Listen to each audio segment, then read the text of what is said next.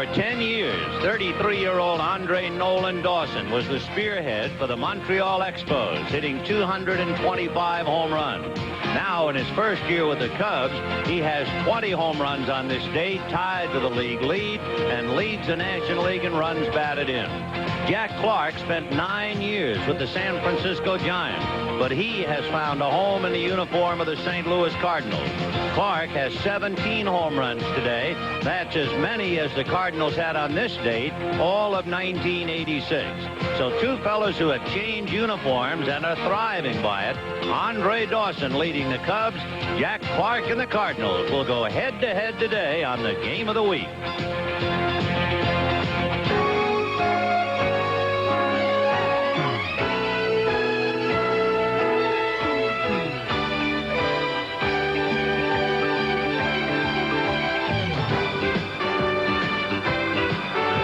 National Broadcasting Company, now in its 7th decade of bringing you baseball's memories.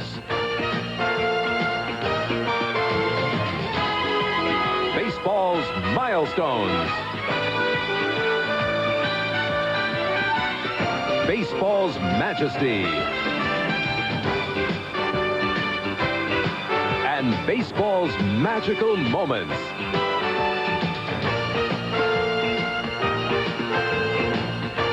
NBC Sports proudly presents the Major League Baseball Game of the Week. Today, from Busch Memorial Stadium, it's the Chicago Cubs versus the St. Louis Cardinals.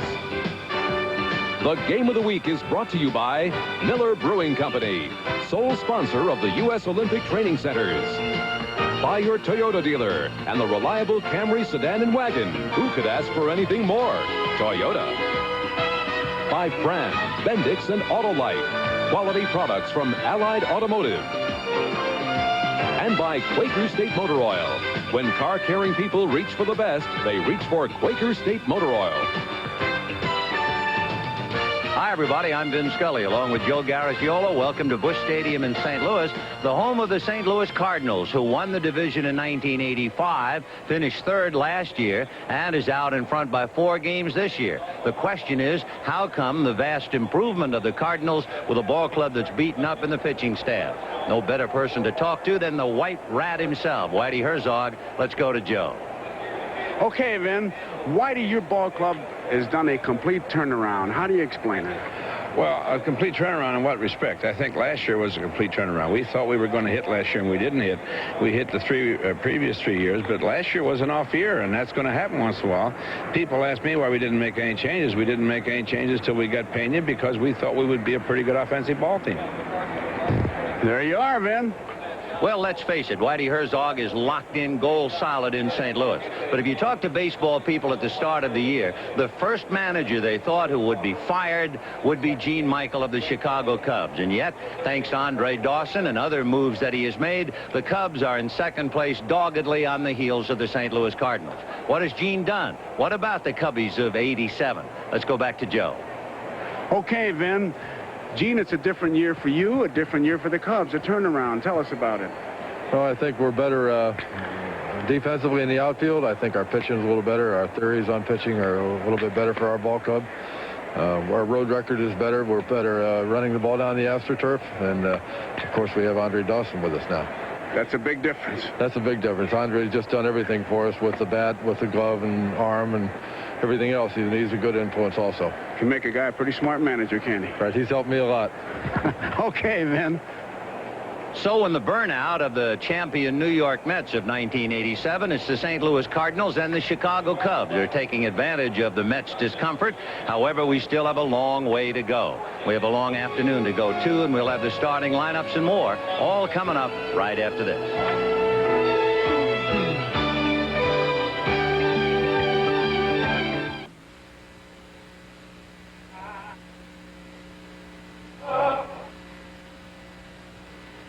Base, and Jerry Mumphrey, who had over 1,500 at-bats as a Cardinal, now with the Cubs in left field.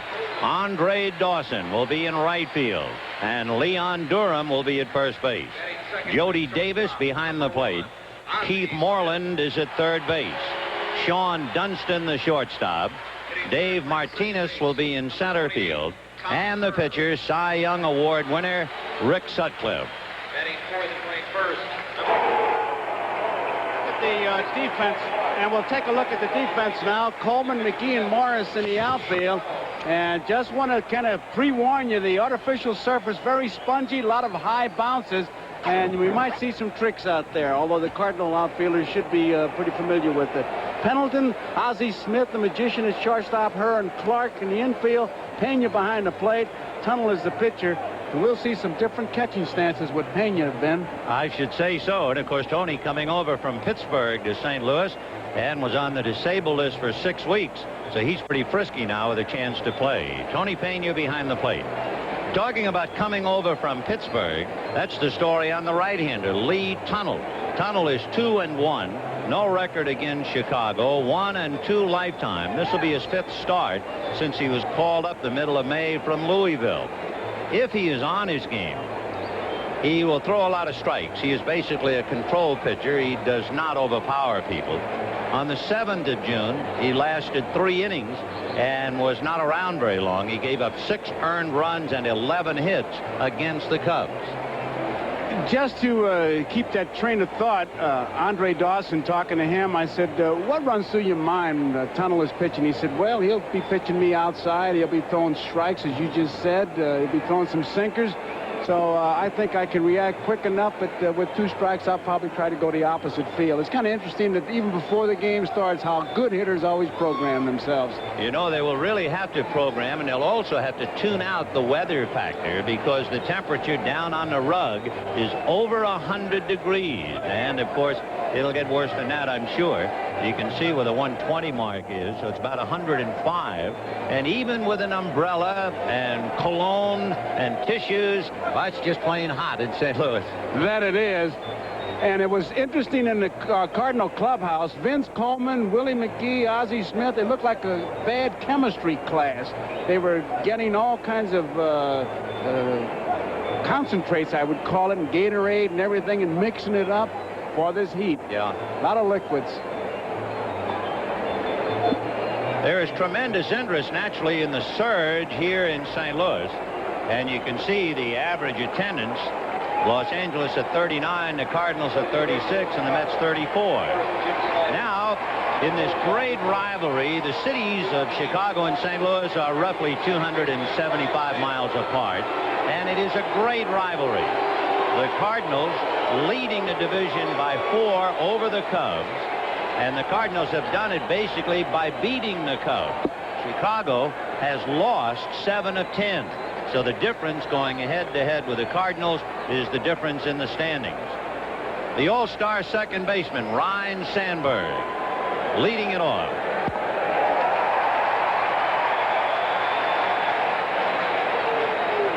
Sandberg, a hot hitter for better than 2 weeks now, hitting .313. And when he gets on, he scores. He's averaged a run a game for better than 2 weeks. 1-1. And talking about catching stances, there you see it. Tony Pena looks like a bad ad for a chiropractor when he gets down there. He really gives a low target. Look at this.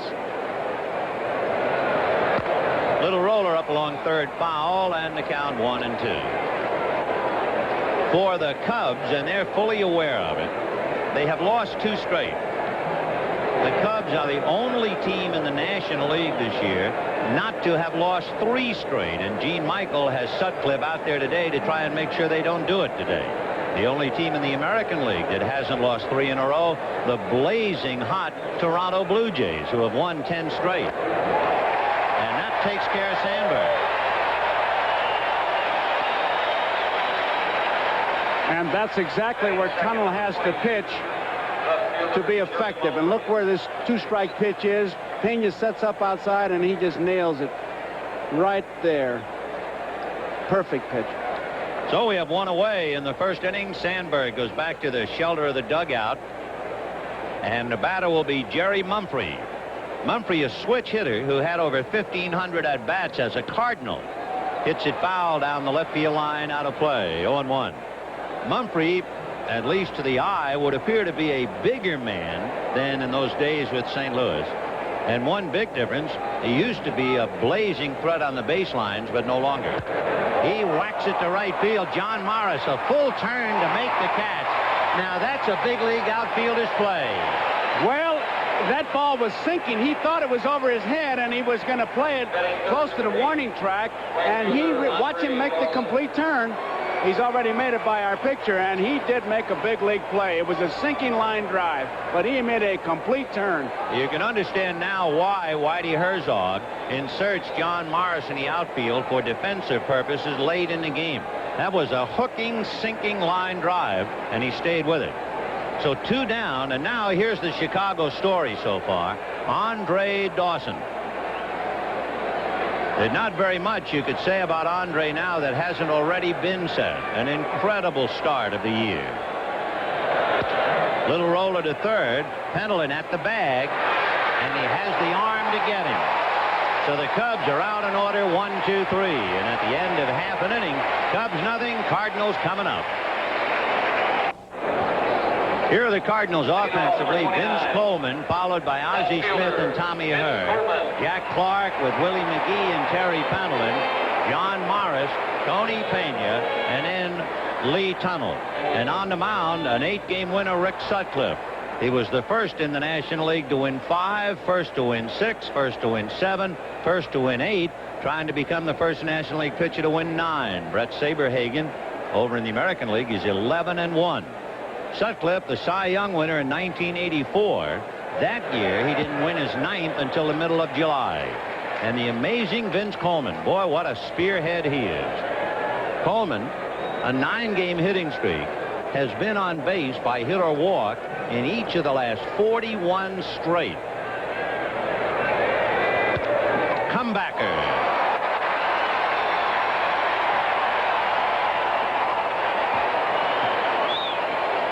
Ozzie Smith will be coming up, and for the moment, let's go back to the fall of 1985. Ozzie Smith in the LCS against Tom Niedenfuhr of the Dodgers. He shocked everybody in the baseball world with a home run. Ozzie has not hit a home run since. Well over 700 at-bats since that fateful day that sent Niedenfuhr and the Dodgers to the deck. 4-1 to Ozzie Smith. Ozzie, a remarkable player for many, many reasons. You immediately think of his glove. But he also has timely base hits. Little slap foul down the left field line.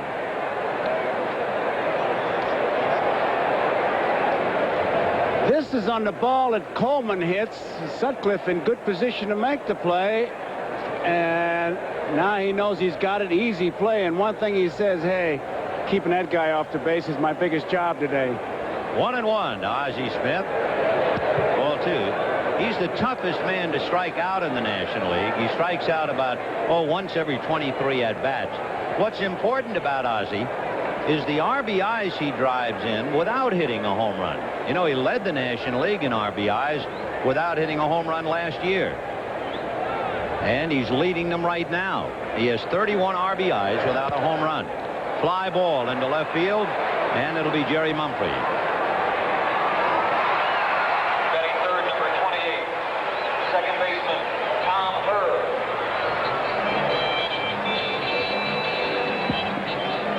There is the defense. Mumphrey, Martinez, and Dawson. That's one of the things G. Michael talked about. He needs speed in the outfield with the artificial surface.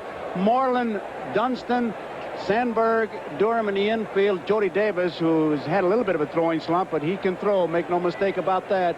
Davis behind the plate and Sutcliffe on the mound. This is June the 13th as Tommy Herr gets in, and this is a rather important day in Chicago Cub history. First of all, Rick Sutcliffe on this day in 1984 was acquired along with George Frazier, Ron Hasse from Cleveland, for Mel Hall, Joe Carter, and pitchers Don Schulte and Darrell Banks. 1 year ago today, Gene Michael took over as the Cubs manager. Line to left, but it's at Mumphrey.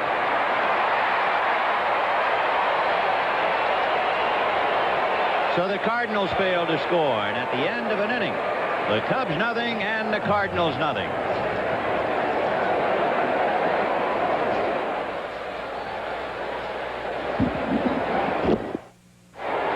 You can see Andre Dawson toweling off in the shadows. Up at home plate, Leon Durham. Andre Dawson will be 33 in July. The Cubs were leading the Astros 11-1. And look at this play. And they got his philosophy on how to play as Durham takes a strike. Somebody said to Dawson after the game, why would you break your neck like that when you were leading 11-1? And Dawson very simply said, because the ball was in play. Leon hitting .303. The hitters certainly helped out the pitchers in the first inning. In this heat, no one was thinking about it. Tunnel retired the side on 7 pitches. Sutcliffe used only 8. In there, 1-2. Lee Tunnel, 2-1 with the league. No record with the Cubs. 1-2 lifetime from his days with Pittsburgh.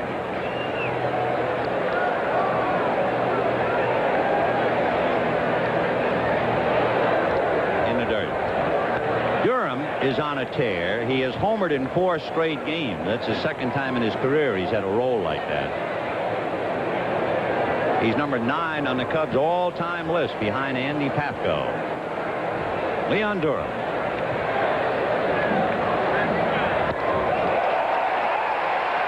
So Lee Tunnel picks up his second strikeout. He has retired 4 in a row. And the batter now will be Jody Davis. Looked like a real good fastball. That Tunnel turned loose right there. He kind of slid it away from him. Durham had a good cut, just didn't connect.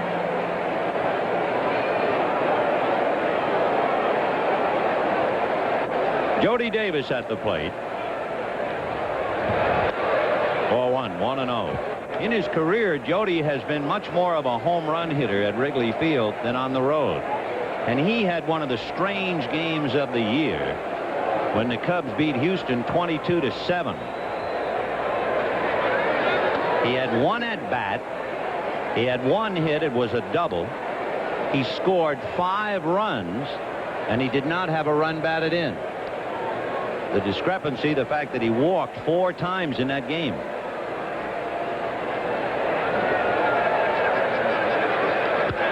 He hits a fly ball to center. Willie McGee. 2 down. That's one of the things that Whitey talks about in this ballpark. It's hard to hit one out of here. It's also hard to hit one in the alleys and hard to hit one by the shortstop. And you can see why pitchers have so much confidence here, because Cardinal defense is all over this ballpark. Those are the dimensions, and actually the center field dimension is wrong. It is 414 to center field here at Busch Stadium, the deepest center field in the National League. There, that's the graveyard of fly balls. Fouled away off to the right and out of play. Boston leading Detroit 1-0. That's Stanley and Petrie in that. 2 out in the second inning, no score here. One of the great rivalries in baseball, the Cubs and the Cardinals.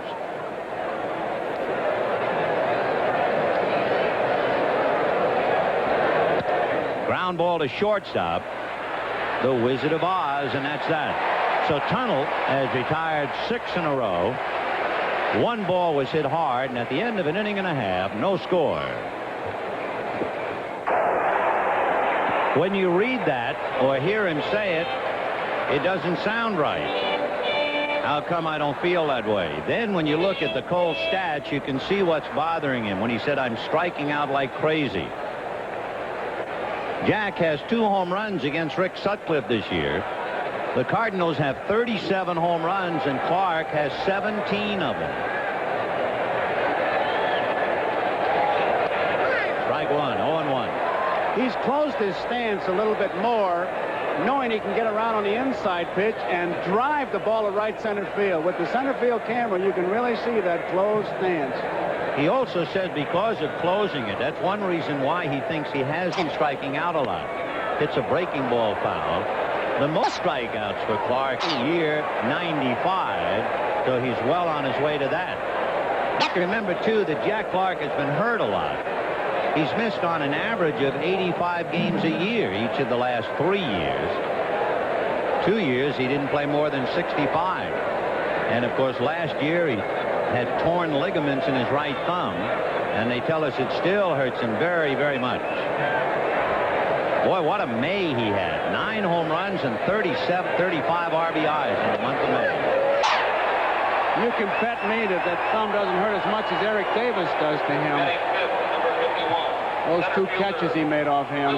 Let's take a look at that closed stance. This might be one reason. He might be having trouble judging that outside pitch. It's something new, and if they hit that outside corner, I'll tell you, where he threw that pitch would be tough with any stance. That was low outside, Hall of Fame. So that's 56 times Jack has bitten the dust on strikeouts, and the batter now will be Willie McGee. McGee with 2 doubles and a triple last night and 3 RBIs, and he's blazing hot. I would think if you were a hitter, Sutcliffe would be a little easy to at least time to measure. If there was ever a mechanical man delivery, it is the delivery of Rick Sutcliffe. You can almost count. It's like dance steps. 1, 2, 3, release. Curveball. Except they fly to the ball. And that's the difference. And he does hook the ball behind him, which is a bit of a distraction. He has 4 pitches. They're all basic. Fastball, curve, slider, and a change of speed, which he controls. And his control is his biggest asset. 1 ball, 1 strike, and 1 out to McGee. No score in the second inning. Slap foul down the line. This is a very important series, particularly for the Cubs. They have lost 7 out of 10 to the Cardinals, the team they're trying to catch. And after tomorrow, the Cardinals and the Cubs won't play each other again till September the 18th. I think, Vin, just to emphasize what you said, you can watch Sutcliffe, and as he hooks the ball behind him and starts forward, that's when he gets a little dance step, like right here. Just outside.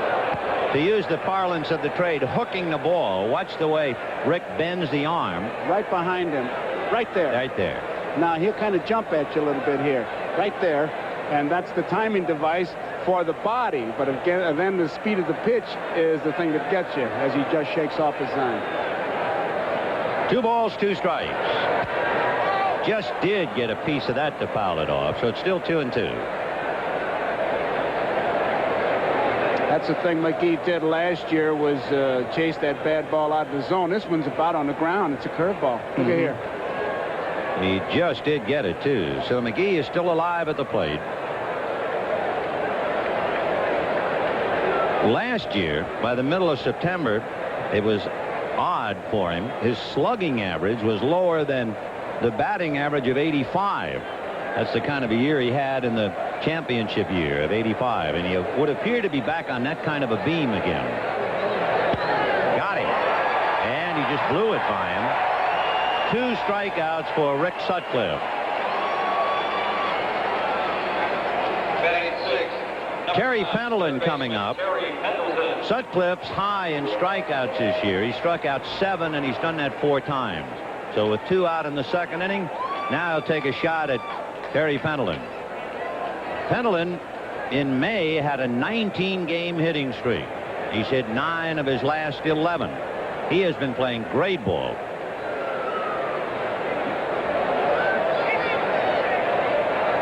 He's kind of an Iron Man. He played in 159 games last year, and he's the only Cardinal player to start and play in all games this year.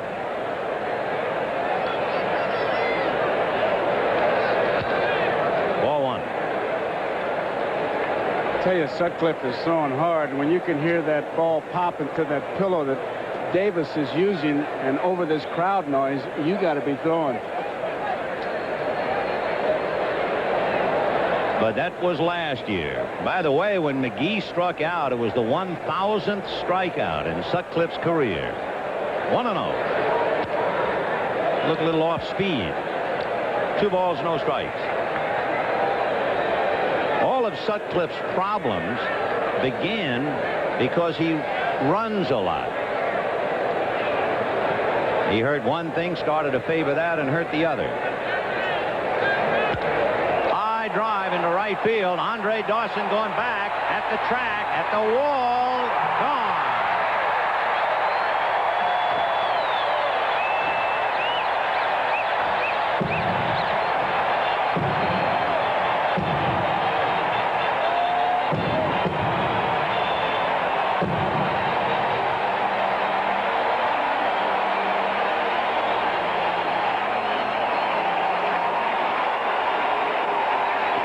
That is Terry Pendleton's 4th home run of the year, and the 2nd that he has hit as a left-handed batter.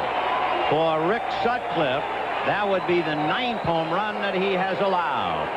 You just saw the swing. It was a high curveball, and you get that curveball that high, you're really asking for it. And if there was ever a classic picture of a batter hitting a pitcher's mistake, there you saw it.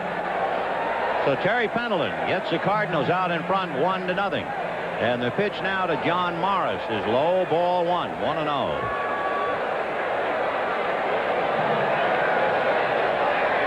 Pendleton, 2 from either side of the plate. For the Cardinals, a home run in St. Louis is headline news. Would you believe that's only the 15th home run that the Cardinals have hit at home this year?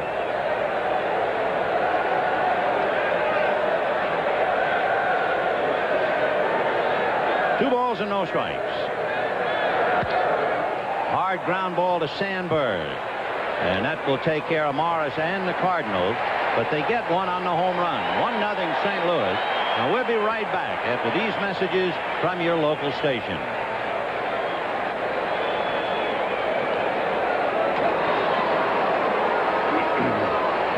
Sean Dunston, Dave Martinez, and Rick Sutcliffe coming up in the 3rd inning with the Cardinals leading the Cubs 1-0. Dunston has hit in 14 of the last 17. In fact, he's hit home runs in 2 of his last 3. Sean batting .246 overall. Pendleton shortens up, plays him just about at the bag at 3rd. Breaking ball away, 0-1. That was a good hard slider. You see a ball break like that, you always think of why would a guy think that was an optical illusion? That thing really snapped. It's interesting watching Tunnel too, Joe, the way he keeps the ball outside of these hitters. That's his style. Missed.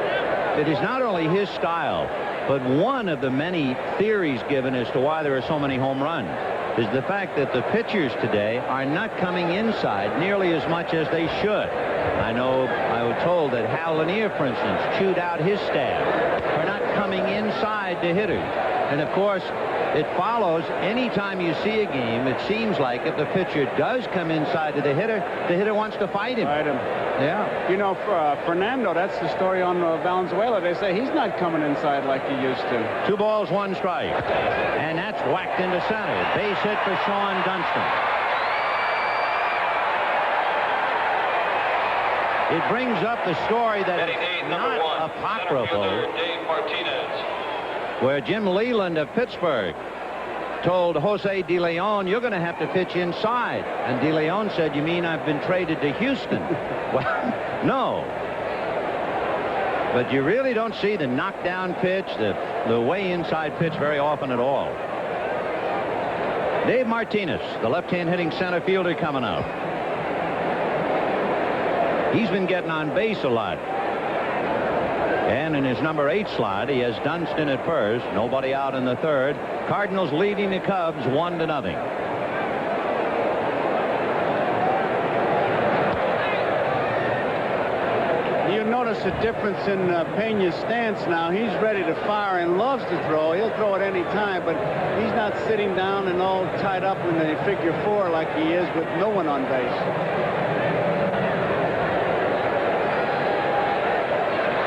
They're keeping an eye on Sean Dunston. Dunston has stolen 8 out of 9. 1-0. Dunston faking off the bag at first, and off the rubber is Tunnel. Michael uses a theory of trying to pick a pitch and pick a situation. I mean by that, if he thinks the pitcher's going to go with a curveball, he'll run his man. And a balk. Yep, we call it. That is the 4th balk charged against Lee Tunnel. And to be honest, I think I was calling it before Jerry Crawford. You could see it all the way. Left shoulder. That was a blatant balk. That should be a BB. Yep. Tunnel in trying to hold a man on. If you watch him, he just didn't stop. He didn't do anything. His shoulder just came right around. He just Saw him looking all the way. So 1 ball and no strikes to Martinez. The tying run is now at second base. Cardinals leading 1-0 Watch in him, the he third. just goes right into it. Whoop, right there.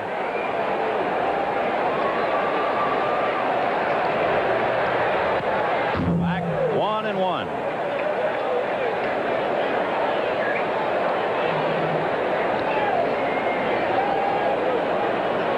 You know, on May the 6th of this year, the Cardinals and the Cubs had a West Coast trip. At the time, they were only a half a game apart.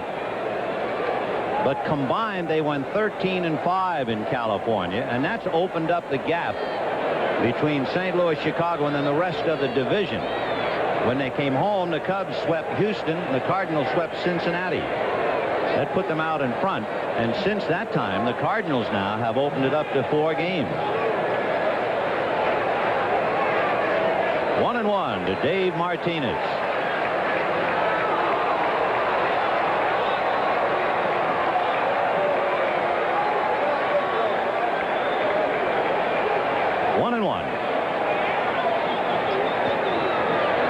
Off speed, he missed with the changeup, and the count 2 balls and 1 strike.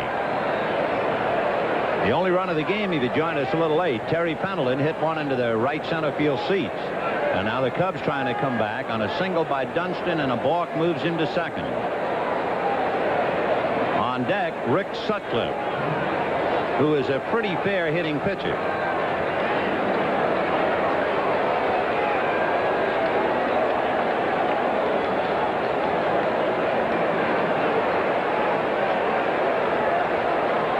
Now Tunnel wants to talk to Pena, so we have some time out.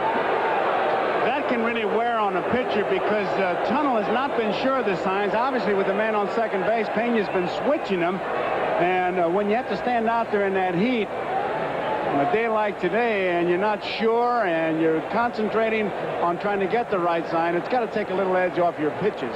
And that's what you don't want to do, and that's what Pena went out there to do, is to simplify it and get it going.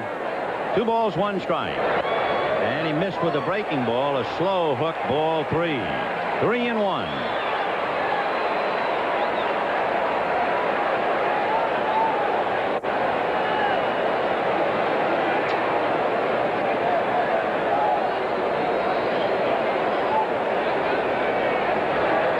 And there's a shot up the middle, base hit. Here comes Dunston to score to tie it up, 1-1.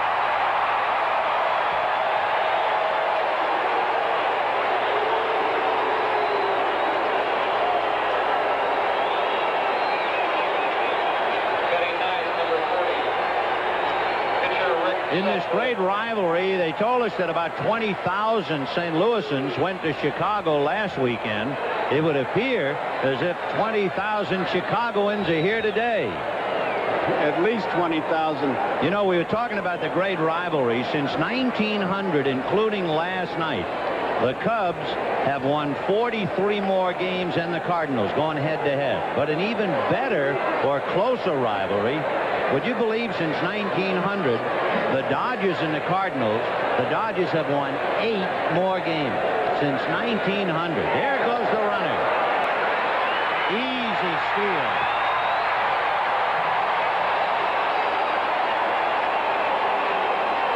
Martinez could have held up a flag saying, "I'm going." Tunnel just was reluctant to throw over there. He's got a tremendous jump. Pena does everything and really makes a hard throw, but it's not even close.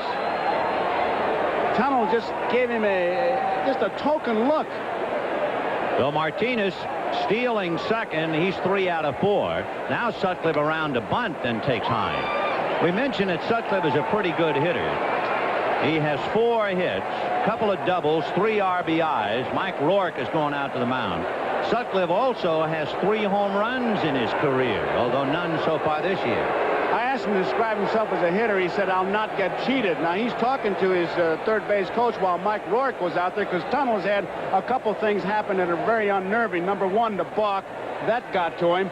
And then the confusion on the signs where he wasn't sure and wasn't really concentrating on his pitches, more getting the signals, that had to get on him. And you could see it paid off for the Cubs with Martinez stealing second base. And all they're trying to do now is, hey, settle down and be yourself, because this inning he hasn't been. And we saw that shot of Whitey with his head down. What managers don't like is when you score a run to have that other team come back and score a run to tie or go ahead. You know, they're talking to Tunnel about holding base runners on. It would certainly be to the advantage of Tony Pena, who has thrown out only one base runner in 12 attempted steals.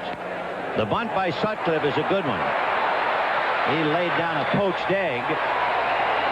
So the sacrifice worked, and Martinez moves over to third. So Sutcliffe, a good hitter, does his job, moves his man along. And now Ryan Sandberg will come up and try and break the tie. Boy, and that's a double reward, because he gets the man over, and now he goes into the dugout where it's cool. Sandberg will take a little bit of time getting up there to give Sutcliffe a chance to cool off a bit. Last year, the Cubs had the worst record in the National League on turf. They just couldn't win a tip-off that they were not fast enough. This year, they've won 12 and only lost 5 on the rug, so they've improved dramatically. 1-1, third inning. On the corner, 0-1. One out on the bunt by Sutcliffe. And that comes as a shock for Prince Valiant to see that he has not been producing with runners in scoring position. 0-1. Breaking ball fouled away. 0-2.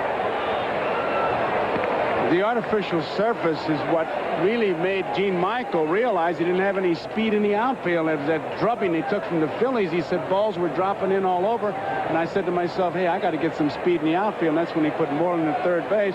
And he's got some guys in there who take advantage of the artificial surface when they're at bat. And that's the difference in the record. Matthews not playing.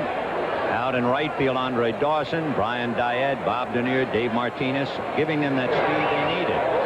And you had better play well on AstroTurf if you play in the National League East. When you think about it, only the Cubs and the Mets have grass in the Eastern Division. And 36 of your 45 road games in the division will be played on turf. Therefore, if you're going to win in the National League East, you have to be fast, because you're going to play so much on the rug. That's the first time he's come inside, and he missed. 2-2. First time today, and this would be the 10th hitter in the third inning. And what that pitch does is back Sandberg a little bit off the plate. It's very simple. Half the plate is to the hitter, half the plate is to the pitcher. But if the hitter crowds the plate, he takes it away from the pitcher, and you have to move him back. He's set up to go outside if he chooses. 2-2. Breaking ball hit slowly to third. Pendleton is going to first base, and he pulls Clark off the bag. Sandberg, colliding with Clark, landed heavily on the rug, and a signal from first base, and evidently he's hurting. Jimmy Snyder waving to the bench. The run is in to make it 2-1 in favor of the Cubs, but Sandberg landed awkwardly, trying to avoid a collision with Jack Clark after the high throw by Pendleton. It'll be an error charged to Pendleton. A run batted in for Sandberg, but he picks it up the hard way. And you can see the concern. Sandberg, a franchise player.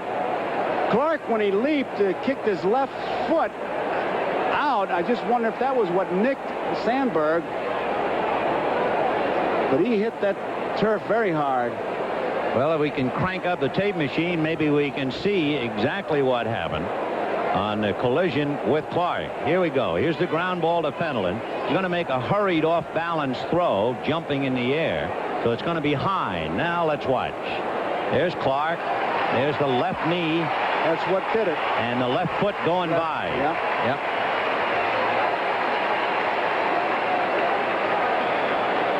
Sandberg, evidently, when he was clipped by Clark's foot, that caused him to twist his right ankle. It wasn't the foot that hurt him, but it did knock him off balance. Watch. Keep an eye on the right ankle. There it is. It skidded right over the top of the bag. Did you see that? That's how he hurt himself. And losing the valuable Sandberg. You know, speaking of great lines, Vin, I'd like to correct something that I've been getting credit for, but Bob Verdi of the Chicago Tribune a couple years ago said the Cubs, in describing them, were like Rush Street. A lot of singles and no action. And that was picked up in one of those books that they write with a bunch of quotes, and they gave me credit for it. And in Sports Illustrated this week, the writer, I'm sure that's where he got it, but it was Bob Verdi's line and not mine. All right, now watch the right foot of Ryne Sandberg when it hits the bag right here. Watch it now. It'll skid, turn into the dirt, and that's when he twisted the ankle. Great Boy, shot, he guys. could have broken that, and the cameraman did a great job.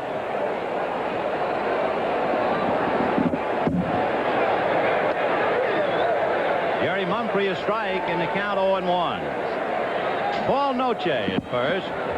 2 runs in for the Cubs, leading 2-1. Mumphrey hit that hooking, sinking line drive in which John Morris made a fine catch in the first inning. And on deck is Andre Dawson. Noche held on by Clark. Off speed in there for a strike. 0-2. By the way, on that slow roller up along third base, not that it will make Sandberg feel any better, the official scorer has now reversed and said, give him a base hit.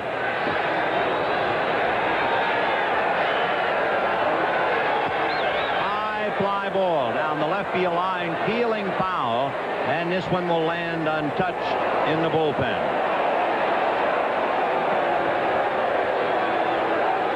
I would guess they have 50,000 here today. These Cardinal fans, Vin, I think maybe a bit spoiled. Coleman was way over in left center field, but if it drops within the playing field, it should be caught, and they're getting used to it. And why not when you have guys like Coleman and McGee? If it stays in the park, they do usually catch it. See how far he is. 0-2, the count of Jerry Mumphrey.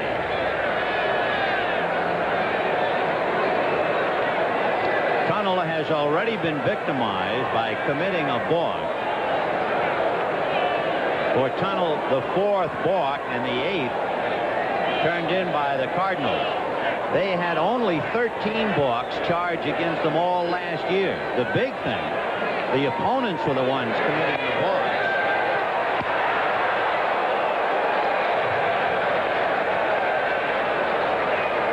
Tony Pena loves to throw that ball, and that's one of those plays that happens only if he catches the ball. And he's got the runner diving back.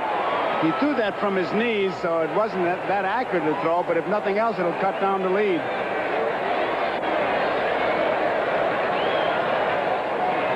So Andre Dawson coming up.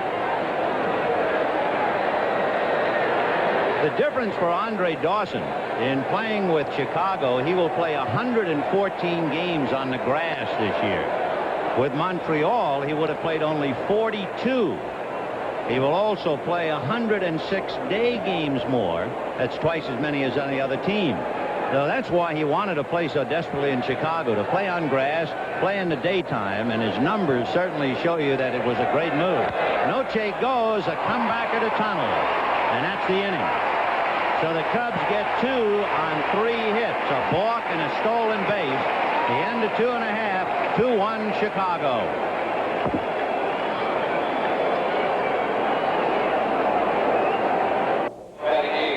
Cubs leading 2-1 as we go to the bottom of the 3rd inning, and it'll be Tony Pena, then Lee Tunnel, and Vince Coleman. Pena, who had torn ligaments in the thumb, so he was sidelined for 6 weeks, and he's playing catch-up. He has a home run, 12 RBIs, hitting .234.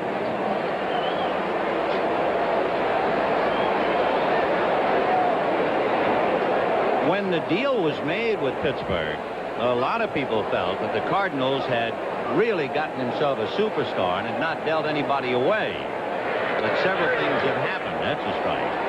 I think when the Cardinals made the deal that involved Andy Van Slyke, they felt that Jim Lindemann was going to be the right fielder, and he didn't cut it.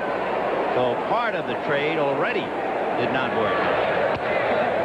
Van Slyke is playing very well for Pittsburgh. Mike LaValliere is like a gold glove for the Pirates. He is just catching great. Andy Van Slyke is playing very well.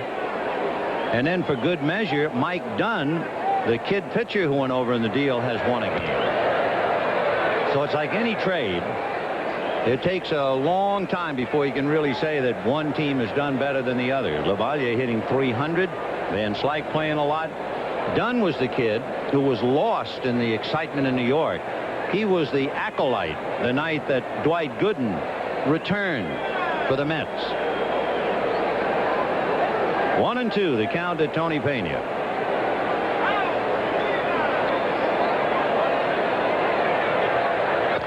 Fouled away. What a cut. He takes the cut. He doesn't get cheated. And Chris, even for a while there, he couldn't hold that bat. The bat was always flying out of his hand. Watch this. Nothing else. Every bone in your body is now loose. He really goes around with it. He is an exuberant player, to say the least. I say one thing, though. In the old days, in a small ballpark, he would now be flat on his back. Well, he just wouldn't tolerate a swing like that in a little ballpark. He could expect to be that way, yes. Yeah. He wouldn't need an invitation. He would be down. 1-2.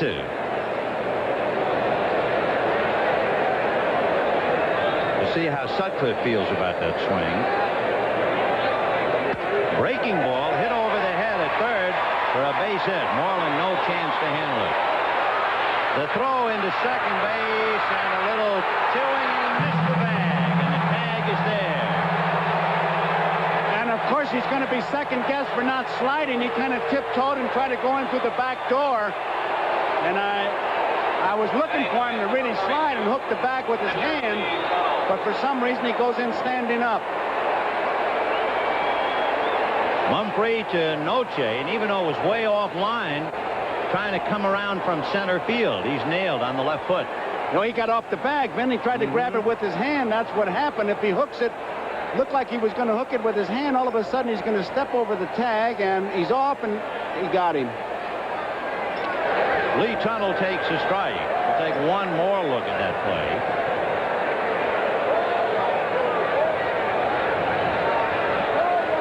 It's a good idea. Now he comes off the bag. You see him grab it with the hand. And there's a looper to right field. Noche is there. 2 down. Might just add, Ben, that Frank Lucchesi, who was the eye in the sky for the Cubs up in the press box, he just sent a note over saying that Noche can play all the infield positions. Has pretty good speed. Well, he played well, and you know, when you think about it, the fact that he had to go so far off the bag on a poor throw from Mumphrey, that probably contributed to the indecision on Pena's part. Seeing the second baseman go wide for the throw, he probably thought I didn't have to slide, and then Noche was so quick to get back after him. But I tell you, it goes back, I think, to Abner Doubleday. When in doubt, slide. Oh, and how? Well, here's Coleman. Hit back to the box in the first inning. He has hit in 9 straight. Hitting .294. And, of course, if ever a man puts heat on a pitcher, it's Coleman. Takes a strike. Coleman has stolen 40 bases and been caught 10. They have clocked him 3.2 down to first base on a bunt. Of course, that's a running start, but that's flat flying.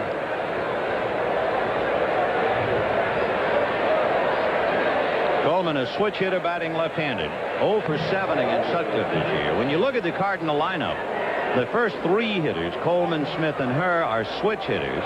Right after Clark, you get McGee and Pendleton who switch. So 5 of the first 6 hitters in the Cardinal lineup switched. So this is a properly named team for Whitey Herzog to deal with. He's got the cards. The bunt in the air. One hopper to Sutcliffe.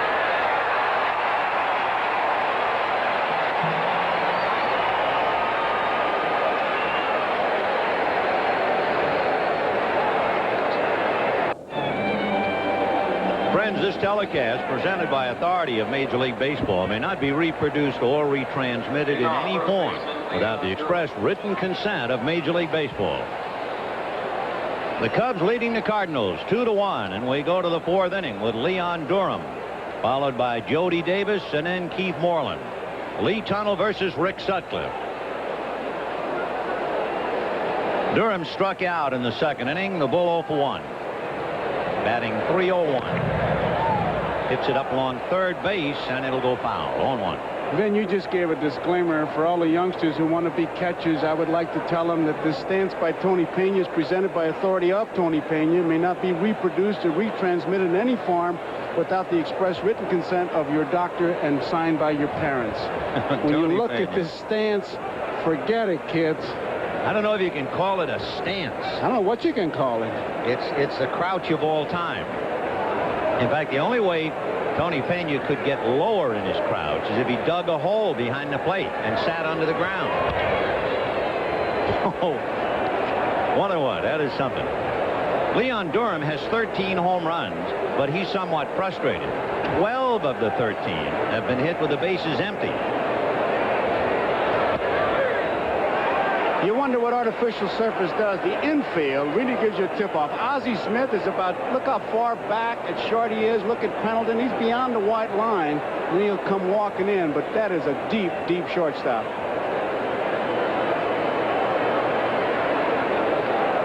One ball, two strikes. In the dirt with the breaking ball, and the count 2-2. Tunnell did not prove to be any kind of a problem for the Cubs the last time they saw him. In 3 innings, the Cubs had 11 hits and 6 runs against him. He's come out with glasses on this inning, which he did not have on the previous innings. 2-2. Ball 3. There's nothing more intimidating, Ben, to a batter than to see a pitcher take his glasses off and wipe them. Hello out there. You want to wave to him. In a night game, you want to hold up a lighter and say, I'm here. Remember what Ryan Duran used to do? Oh. 3-2. Fouled away. Duran, who wore very thick glasses and threw so very, very hard, he would usually come in and warm up and maybe make his last warm-up toss and throw it on the screen behind home plate and then kind of squint in as if to say, all right, now there's a hitter, but where is he? Very unsettling. Duran strikes out for the second time, and to Tunnell's credit, he challenged him that time. He got him away in the second inning, but this time he came in on him with a breaking ball, I believe. Looked like a hard slider at the hand. Let's see. And it started to tail.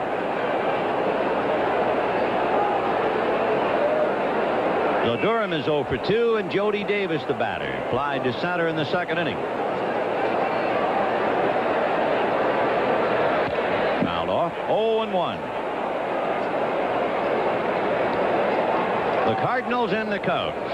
For the Cubs, of course, the long-suffering Cubs, they have not won since 1945. That year, when the Cubs won, they won by 3 over the St. Louis Cardinals. Right.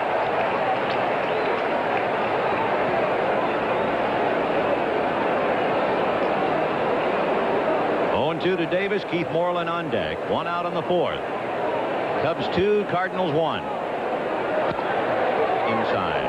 1-2. To join us late, Terry Pendleton homered in the second inning. The Cubs on 3 singles, a balk, and a stolen base took the lead in the third inning. We get a report on Ryne Sandberg. 1-2. Rather a preliminary report. Twisted his right ankle crossing the bag, as you saw. And Jody Davis becomes strikeout number 5. He challenged Leon Durham with his fastball, and he took something off the curveball here, and Jody was way out in front. See, it was an off-speed pitch, and Jody really commits himself in a hurry, and he doesn't come close to getting a good pitch. Tunnell is going right after the hitters. He's faced 14 batters, and the first pitch to 10 of them has been a strike. So here's Moreland. And make it 11 out of 15. Strike 1. You know, that's why I saw a quote attributed to Warren Spahn. I can't believe, to Tom Browning of Cincinnati. He said, don't throw a strike until you have to. That doesn't sound right. High pop fly to shortstop. Ozzie Smith and the yellow brick road. And that's it for the Cubs in the fourth. At the end of 3 1/2, Chicago 2, St. Louis 1.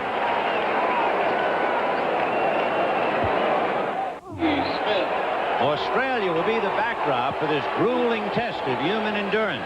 So hope you'll join us. Survival of the fittest tomorrow. 4:30 Eastern, 2:30 in Los Angeles. Ozzie Smith, Tommy Herr, and then Jack Clark. Sutcliffe reminding and cautioning Leon Durham, look out for the bunt. And Noche, second base. 1-0. With Sutcliffe's return to form, he's 8-2. It's a great turnabout for the Cubs. Last year, they had the worst earned run average in the division. This year, they have the best earned run average in the division. Can you remember last year, Whitey Herzog said that the secret of beating the Cardinals, and it was Jerry Koosman who exposed it by throwing a lot of high fastballs. And that's what really was the downfall, making them hit the ball in the air instead of the ground ball. And I asked him, well, why aren't the guys doing it this year? 1-1. Hit foul. 1-2. And he said he went into spring training and really emphasized lay off that high fastball, make that pitcher come down and hit that ground ball on this artificial surface, because with this Cardinal club, obviously, it's run, Jackrabbit, run. Whitey Herzog, with a remarkable degree of success, wherever he goes, the attendance goes up, and I guess that's really the sign of a successful manager. In fact, in the last 5 years here in St. Louis, the Cardinals have drawn at least $2 million each year. The only other time they did that was back in the championship years of '67 and '68. And who knows? They might become the first team since the Dodgers to draw $3 million this year. 2-2. Fastball hit to short. Sean Dunston with a great arm. I love to watch him throw. 1 down. He got Ozzie Smith easily, but that was the typical play by the Cardinals, because the defense knows that they have to handle that ball cleanly. The least sign of a bobble, and they're on. Hit the ball on the ground and run. And again, there you see that throw by Dunston, and I mean, he's got a gun over there. Tommy Herr coming up now as we have a close-up at Sean. Herr is having a resurgence, a turnaround from last year after a brilliant 1985. Hitting .295. In there. Herr's hit in 9 of 11. He walks a lot. In fact, he's been getting on base almost every game better than the last 3 weeks. They lost him for 3 weeks. He was on the disabled list with a groin injury. Almost nicked him. 1-1. Ellis Burks hit a home run in the first inning. Boston led 1-0. Now they lead 2-1. And we understand that Bob Stanley hurt his shin and had to leave. Steve Crawford has picked up for him in the 4th inning for the Red Sox. 1-1. 1-2 to Tom Herr. Sutcliffe so far has really been doing a masterful job moving that ball in and out and changing speeds, which is really the secret of pitching when you boil it down to its simplest form. Keep that hitter off stride, and that's what he's doing. Trying to be the first National League pitcher to win 9. There is a big difference in the Sutcliffe now than of a few years ago. He throws more breaking balls now than fastballs. Ground ball up the middle, but Noche is there. 2 down. That was a little cat and mouse game with that close-up we had of Sutcliffe. He has 4 pitches, and he shook off 4 signs. So obviously he went back to the first one that Jody Davis flashed. But just to give her something to think about, he shook him around. You know, we were talking earlier about that strange at-bat that Jody Davis had. In that same game, Rick Sutcliffe was the winning pitcher. You know what his line read? 5 innings, 7 runs, 7 hits, 6 walks. Winning pitcher. One thing that has happened to Sutcliffe, when he was a Cy Young Award winner in '84, he had quite a few runs. The Cubs averaged over 5 runs a start for Rick to lean on. Last year, he had the fewest runs to lean on as a starter, only 3 runs a game, and it was reflected in the won and lost. Last year, the fellow had the most runs as a starter was Shane Rawley, who won 11 for Philadelphia. This year, the Cubs are averaging better than 6 runs a game for Sutcliffe. But of course, that's a little bit out of kilter because of the 22-run game. But it still boils down to this year, he's getting 5.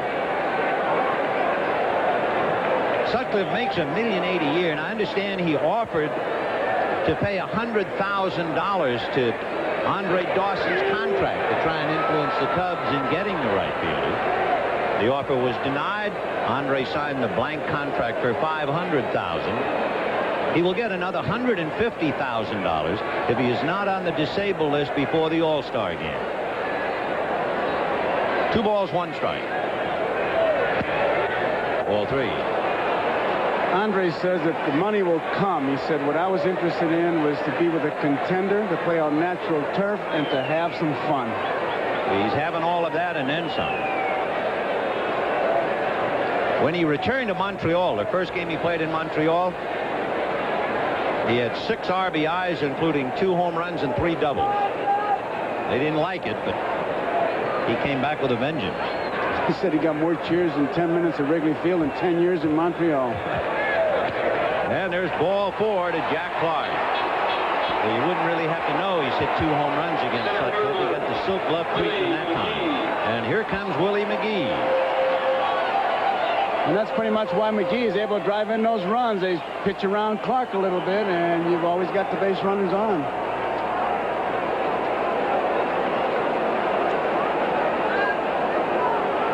We were talking before about how the Cubs have improved dramatically this year from last in playing on the turf. The other side of the coin, the Cardinals have improved dramatically on grass. Drive to left field, slicing in the corner. Mumphrey at the fence, backhands it. Fine play. A clutch play that would have gotten Clark in easily. So it's still 2-1. We'll be right back after these messages. Here's Jerry Mumphrey on that long twisting fly ball of Willie McGee's bat, making a fine catch while feeling for the wall. It would have meant a run. It's exactly what Gene Michael was talking about when we talked to him before the game about running down those balls on artificial surface. He needed more speed. He's been platooning out there and very effectively. Sean Dunston, Dave Martinez, and Rick Sutcliffe. The second report we get on Ryne Sandberg, now they say officially he has a sprained right ankle, which leaves you very much up in the air. Great stop by Pendleton. Throw him out. Wade, what a play. And that's why it's tough to beat the Cardinals when you get defense like that. You can't hit it past the shortstop. You can't hit it past the third baseman. What a play this is. Dives. Has it, and with that strong arm. And he's the fellow then who said, if I don't get any hits, they ain't going to get any either. And he just showed them. In St. Louis, people say that Pendleton has now become the best defensive third baseman in the National League. However, he is overlooked for all-star honors because of the great Mike Schmidt in Philadelphia. But in St. Louis, they say this fella has really come of age at third base. You don't get him any better than that one, because that ball, it hit that artificial surface and it took off. I mean, skidded there, and he was right there. Dave Martinez singled, stole second, and eventually came around to score on the base hit by Sandberg. Strike, 1-1. We'd like to remind our viewers we'll be selecting the NBC Miller Lite Player of the Game at the conclusion of the ball game.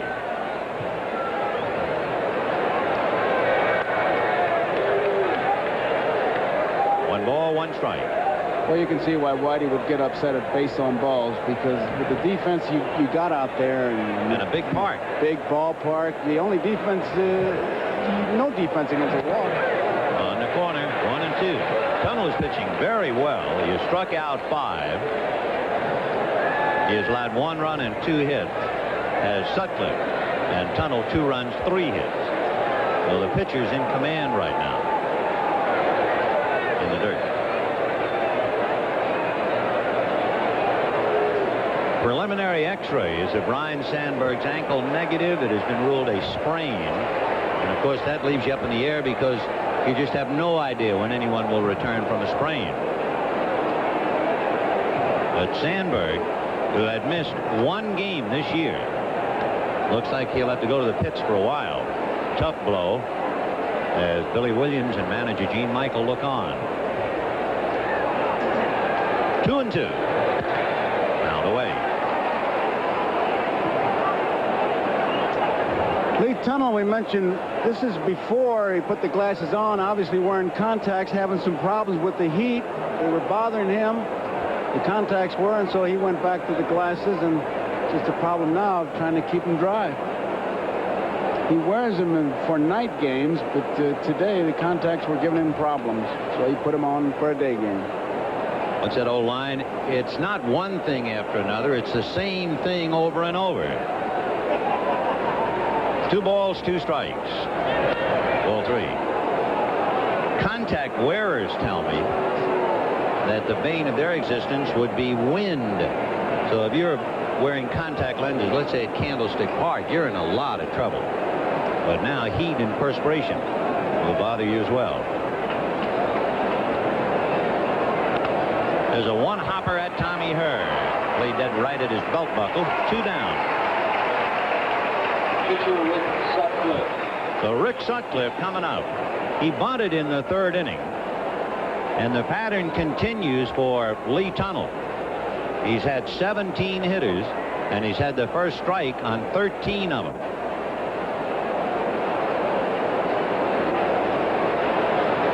Well, if you were expecting Arctic chill, you're in the wrong place. It's still around 100. The Mound City, St. Louis. What's the equivalent of a wind chill factor for summer? It's here, right. That's right. 0-1. Sutcliffe has hit 3 home runs in his career. He hit one last year against Bryn Smith.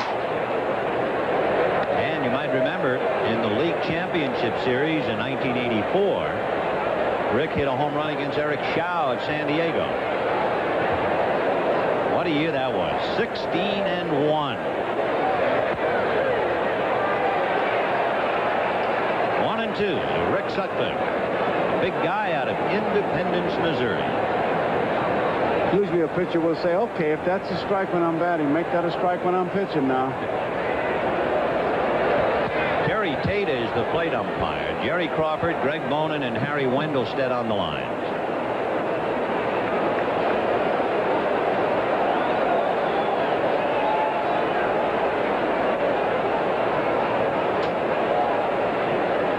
Two balls, 2 strikes, 2 out. Bases empty. 2-1 Cubs. Ground ball to short. Ozzie is there. And that's that. Tunnel sets him down. 8 in a row retired. And he's had 4 1-2-3 innings for Tunnel. 2-1 Chicago. Terry Pendleton will actually catch the line drive hit by Sean Dunston right there. But when his glove hits the ground, then it will spill out. He has to get up and throw him out, and he's capable of doing it.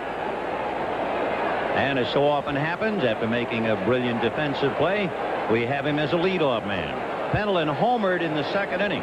He has 4 home runs, and he's been picking on the Cubs. Followed by John Morris and then Tony Pena. By the way, Joe and I would certainly like to take a moment and send along our best wishes for a speedy recovery to left-hander Ken Daly of the Cardinals. Gosh, he has undergone so many trials and tribulations of late.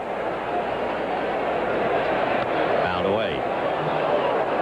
Daly had a tendon transferred from the right forearm to the left elbow, and now he's down and out for at least 2 weeks. As you look at John Tudor, who has just returned, they just took the fiberglass cast off his leg.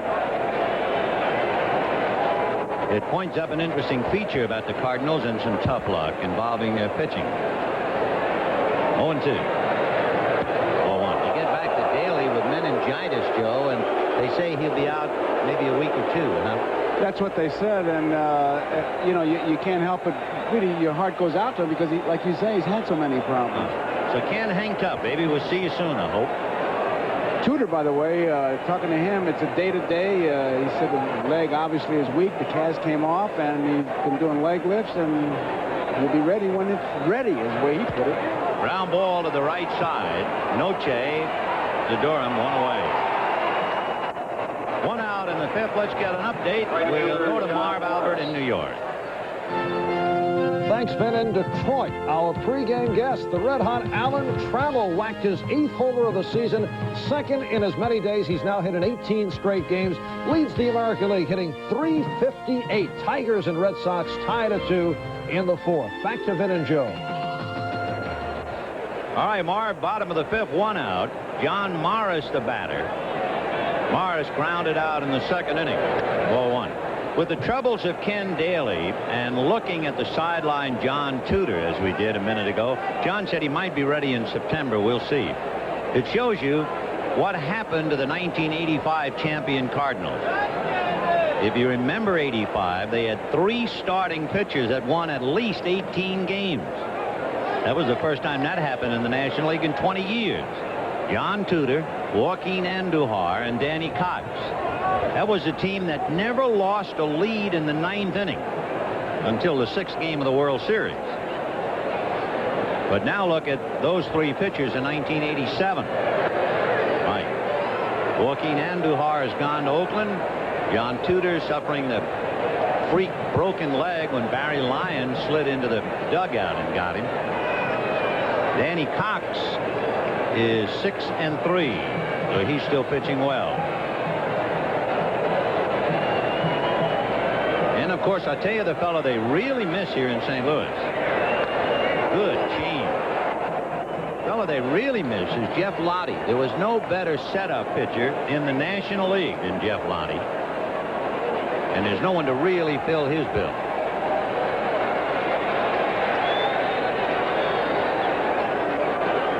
Meanwhile, the Cubs lost Steve Trout, and they tell us that he's about ready. Steve might very well pitch Tuesday night against Philadelphia. And Ron Davis, who had a hyperextended elbow, pitched well the other night. And it's reasonable to assume that Ron Davis will be back. But the pitching woes or the pitching success, so goes the fortunes of a ball club. There's Ron. 3-2. Back. I couldn't help but laugh. We finally show a picture of Ron Davis. He spits. It's almost like Pavlov's dog. As soon as you take the bell rings, he salivates. As soon as you take a picture of a big league ball player, he doesn't know it, but he immediately expectorates. Yeah, but it was better to look at Tudor with the bubble gum and him chewing that dopey tobacco. Yeah, I agree. Full count to John Morris with Tony Pena on deck. Hit towards right center, and it will fall. And Morris going for 2. In there. And that was the experience of playing on the rug. He saw that Dawson was cautiously playing it rather than have it bounce over his head. And he was thinking double all the way. Yes, he was. And we said you might see some tricky bounces. And Morris, he's running hard all the way because he knows that Dawson is going to be cautious. Because if he gets too close to that bounce, it's going over his head. And he's got himself an easy double. And it was a single when it left the bat, I'll tell you that. But John Morris legs it into a double. And with 1 out, the batter is Tony Pena. And remember, Morris is the tying run. It is 2-1 Cubs, bottom of the 5th inning.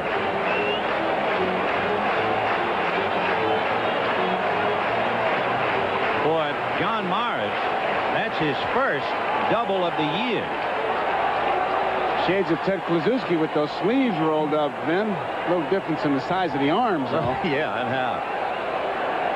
Pena single to left in the 3rd inning, remember. Dunston breaking to the bag, so no play. The ball by Morris was not hit that hard, but they're going to be cautious. It's not going to go over their head, and Dawson waits for it, and now he sees that Morris is going for 2, but it's too late.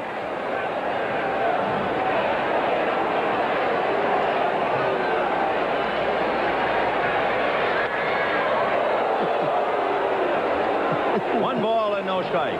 Pena is one of those exuberant players. In fact, when I look at him and the way he's got his uniform ready, it reminds me of that cartoon in Peanuts, Pigpen. He really is. He makes the club look good. 1-0 the count. Tying run at second, and he's going to third. The pitch inside, he's stolen it.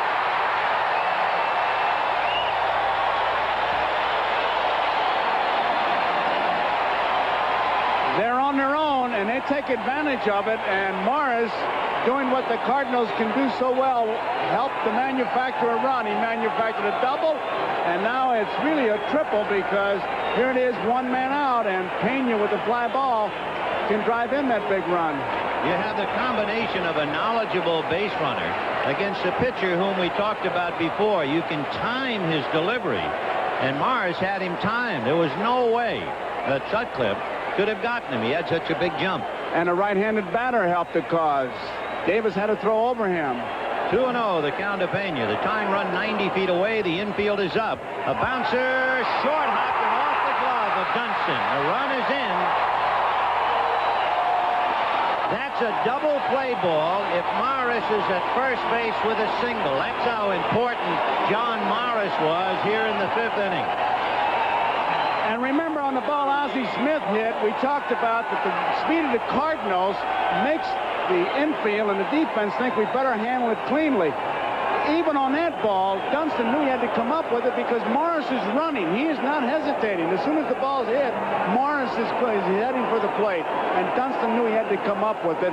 And going back to what you said, Vin, if Morris is just satisfied with the single, it's a double play, and that's it. But they manufactured it. So we got a dandy here. 2-2, and the bunt is down but foul. 0-1. A couple of things to keep in mind about the Cardinals. We've talked about how they have turned around. Although they had a lot of base runners last year, they were able to score about 32%, just about next to last in the league. But the one thing the Cardinals have been doing, it's somewhat of an obscure stat. We're not going to bother you with numbers. Let's put it this way. The Cardinals have led the major leagues in the last 3 years, 3 straight years, in advancing runners on outs. They do that better than anybody, and it's all because of Herzog, who demands it. Out away, 0-2. The big league ball club, when you look at it, that wins, will keep the double play in order on defense. They'll stay away from it on offense, and they'll pick up a base with an out. That's it. That's the Herzog play. You won't read that or see it in the box score, but if you're talking about moving runners along, and of course the name of the game is run scored, the Cardinals do it better than anybody. Sutcliffe trying to nail his opposite number now and prevent him from getting the sacrifice. And Pena's got pretty good speed. You just can't say, well, with the pitcher up there and he'll be bunting, and if he gets a big enough jump, he'll take off. Another thing the Cardinals did last year that they didn't do in '85, they sacrificed a lot last year. Not so much this year. Pitch out. Good play. If nothing else, you want to see what's happening. 1-2. See, that's the thing that you play against a ball club like this, they got you thinking. They have you moving. You're on edge. 2-2 tie here in the 5th inning. 1-2 the count to Lee Tunnell. 1 out.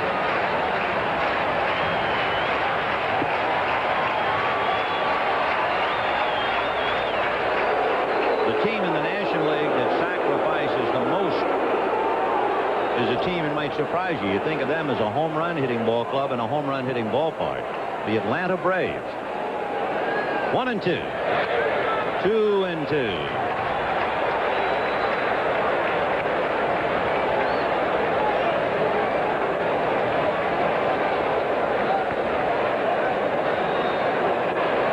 Tunnell, by the way, has sacrificed twice this year.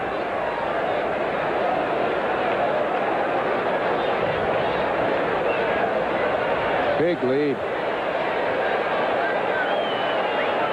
Sutcliffe holding, and then backs off the rubber, trying to freeze the runner. That was a good play by Sutcliffe because I tell you, Pena had both his feet on the artificial surface, which is a big lead, and it would indicate that they might be trying to play a run and bunt or run and hit play. But Pena's getting way off. Big lead, both feet are on the rug. And And the bunt is fouled, so it's a big bunt, and the lack of it will hurt the Cardinals now. That's the third strikeout for Rick Sutcliffe. As we mentioned, he is not the strikeout pitcher that he was a couple of years ago because he throws so many breaking balls. This time he's able to take care of tunnel. Looked like a good ball to bunt, too. It was a good ball to bunt, Ben. He just he almost tried to guide the ball rather than, as they say, catch the ball with the bat. He tried to push it towards Durham, knowing that if Durham fielded it, his only play would be to first base. Well, if you want to look for the silver lining now, you're Herzog, you say, oh, well, at least Pena's at first. That means that Durham has to hold a corner on it. But let's see what that means to Vince Coleman. Coleman tried to bunt his last time up. He's 0 for 2, hitting balls back to Sutcliffe. Coleman with 40 stolen bases, 14 RBIs, hitting .293.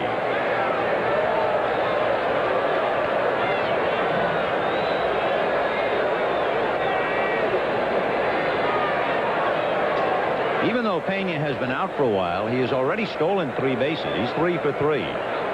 Both feet on the rug.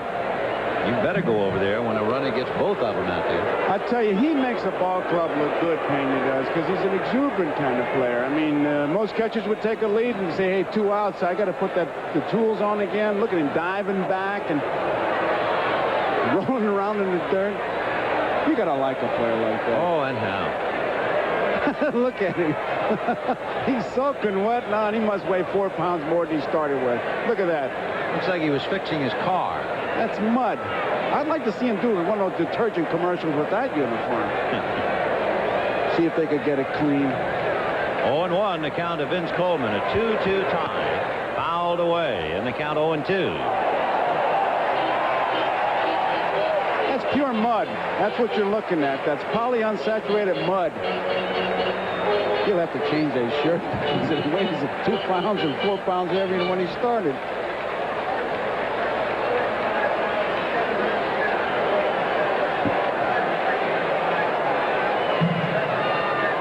The count of Vince Coleman. A 2-2 tie in the 5th inning. And they draw another throw. Pena 3 for 3 and a threat to go. As far as Coleman's numbers are concerned, Vince strikes out a bit more than they would like. About 20%.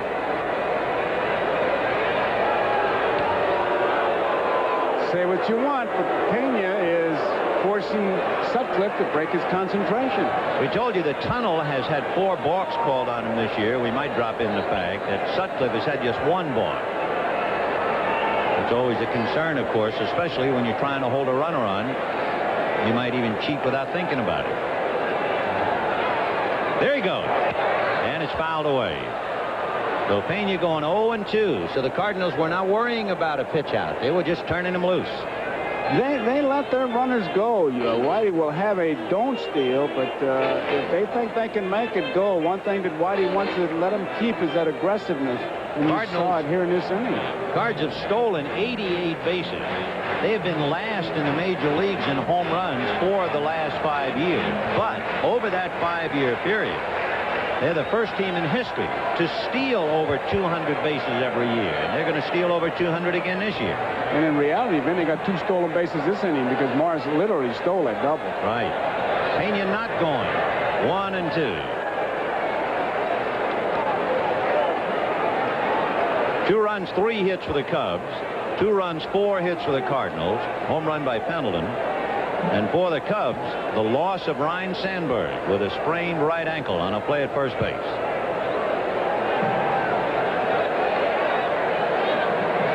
One ball, 2 strikes. So your speed will help you on offense, on defense, and like right now, the defense itself has to be playing on eggs, wondering what's happening. They got to handle the ball cleanly because Coleman can run so fast. Pena's got good speed. He may run at any time. So there are all kinds of little things. It's just not grab the ball, throw the ball, catch the ball. And one good thing for the defense, Sutcliffe's been throwing strikes. And now you have deuces wild. 2 balls, 2 strikes, 2 out. The Cubs 2 and the Cardinals 2 in the 5th. And he kind of quick pitched that time. He kind of hold Pena there. Now, if you're Jody Davis, you're saying to yourself, well, you know he's going to be running 3-2 with 2 outs, so chances are he's running 2-2. And the worst, if I get him, the Cardinals will be in good shape. With Coleman leading off, that's the thinking. Close. And Pena almost caught walking.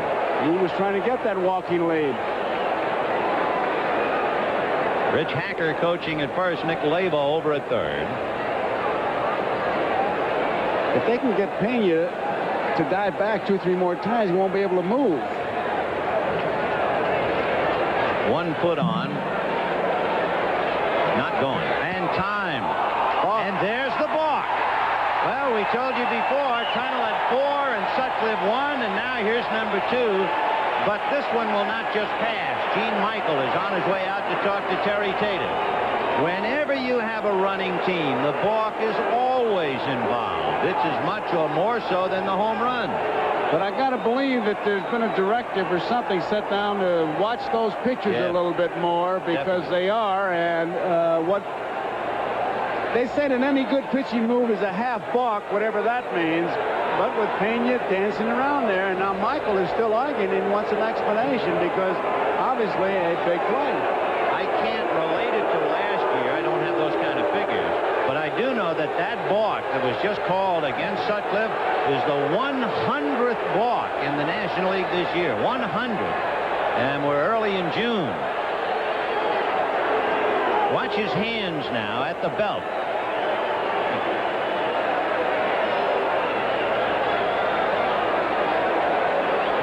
And there was no stop. It used to be, the rule book said 1 second.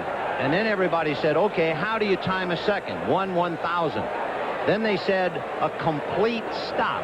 Well, that wasn't a second, and it was not a complete stop until the balk was called. It's like a quota system. I think the umpires are on the quota system. All right, the go-ahead run at second base. And a fistful of deuces to break Vegas. 2 balls, 2 strikes, 2 out. A runner at second and a 2-2 tie. And as Sutcliffe made the turn and faked the throw, all the infielders, their heads just dropped. Like, let's get this inning over and get in out of this hot sun. 2-2. And it's a ground ball under his glove. Noche at the bag. Safe. The run to the plate scored.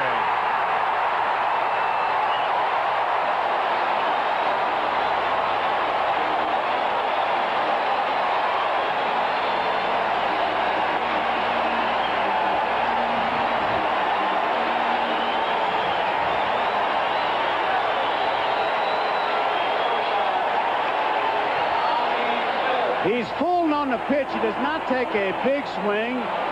And Coleman sees a base hit in sight. He beats the play with his speed. Durham, he wants to see what's being called. And as he does that, Pena comes around to score. Noche handles the ball cleanly. Durham makes a natural move as he's safer out. And as he's looking there, now, whoops, look out. And here comes Pena. Not even close. The speed of the Cardinals has put them out in front. John Morris turned a single into a double with his legs and stole third. So that with the infield up, Pena hits what would have been a double play ball. Instead, it's a base hit for a run. The balk sends Pena to second, and an infield single by Coleman gets the go-ahead run home. Running, and more running. The only thing missing in this rally is a starter's gun. It's like a track meet. 3-2 St. Louis, and Ozzie Smith flied to left and grounded out 0 for 2. For Vince Coleman, that infield single, he has hit in 10 straight. High foul off to the left of the plate. Davis trying to get under it. No play.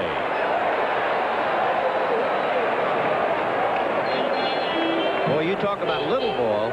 Oh, it doesn't get any smaller. This is microscopic ball here in St. Louis, and they are leading 3-2. By the way, thanks to Elliot Kalb doing some research for us, we told you that balk by Sutcliffe was the 100th. Well, that doesn't mean anything unless you can put it in perspective. Last year, in the entire year, there was 176. At the rate we're going, we'll have close to 300. So right away you say, they're really calling balks this year. Coleman wants to go, Vin. Who's going to say no to a guy who's stolen 40? Both feet on the rug. Boy, are they trying to burn Sutcliffe. And I'll tell you, the infield back on their heels, and you can understand it. You got to worry about the runners. You got to worry about if they hit the ball on the ground, boy, you got to spring into action. 1-2. There he stopped. He was going. He got a bad jump. He threw his left foot there. He was trying to dig it in, and Sutcliffe kind of quick pitched it, but he wanted to go. You can see him smiling. He had it all going. Jody would have gotten him, though. 2-2 to Ozzie Smith. 3-2 St. Louis in the fifth. For the Cubs in the sixth, Joe, Noche, Mumphrey, and Dawson due up. He's got him measured. Coleman is hoping that he could go on his pitch because he's got him measured.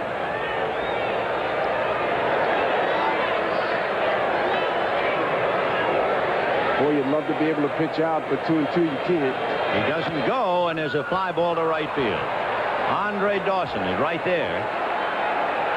And they put the lid on the fifth, but not before the Cardinals scurry for 2 and lead 3-2 at the end of 5. Here's another edition of Characters of the Game.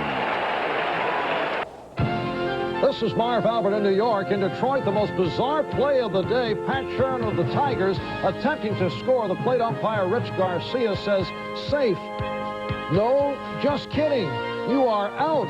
And that's the call, but the Tigers have taken a 3-2 lead over the Red Sox in the sixth. Let's get back to Vin and Joe. All right, Marv. It is 3-2 in favor of the Cardinals as we go to the sixth inning. Here's that last replay on Coleman, who wanted to go. You see him break, but what happened was Sutcliffe, who's got a little bit of time in this league, just quick pitch to hitter Ozzie Smith, and Coleman couldn't go.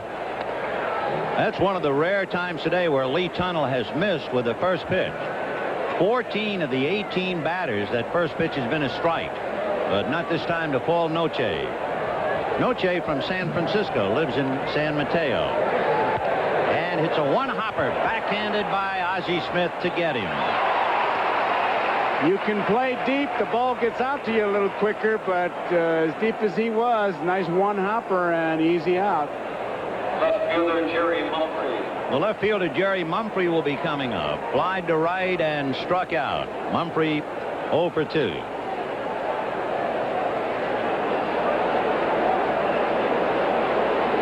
(3-2) St. Louis, top of the sixth.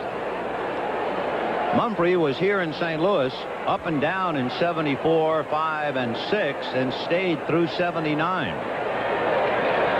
Fouled away, 0-1. In fact, maybe it's only full circle. Jerry Mumphrey, when he was with the Cardinals, got his first major league hit and run batted in, you guessed it, against the Cubs.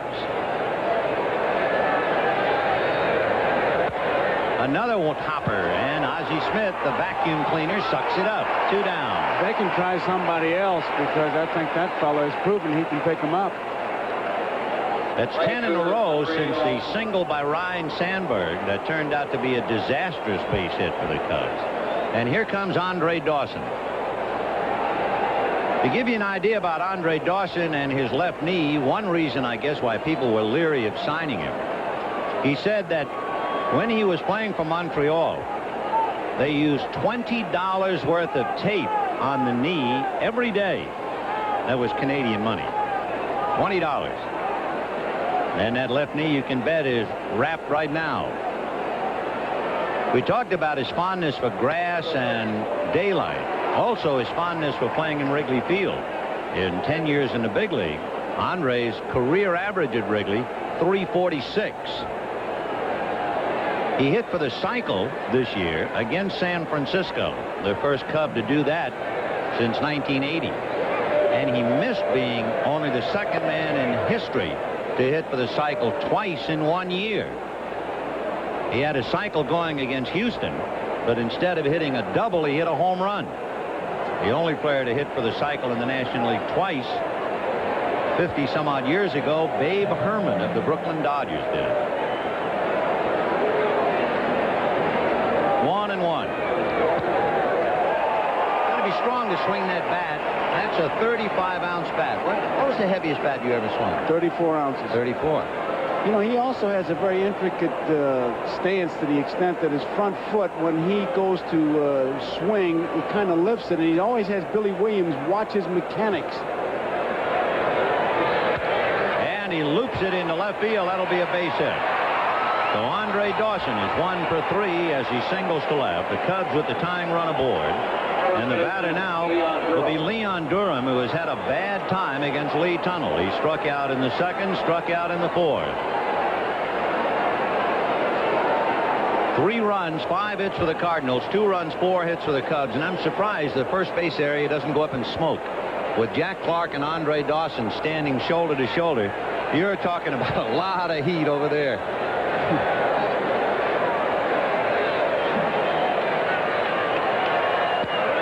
Ball 1-0 to Leon Durham. Remember, we told you he hasn't been hitting home runs with anybody on base. With his 13, 12 of them have come against right-hand pitchers. Cardinals trying to get a 5-game lead over the Cubs. The Cubs trying to cut it to 3. Remember, the Cubs have not lost 3 straight this year. The only team in the National League not to have done that. The fact that Pena is down on his knees doesn't mean that he's not going to throw, and he's got Dawson scampering back. Tony Pena is the Toulouse-Lautrec of baseball.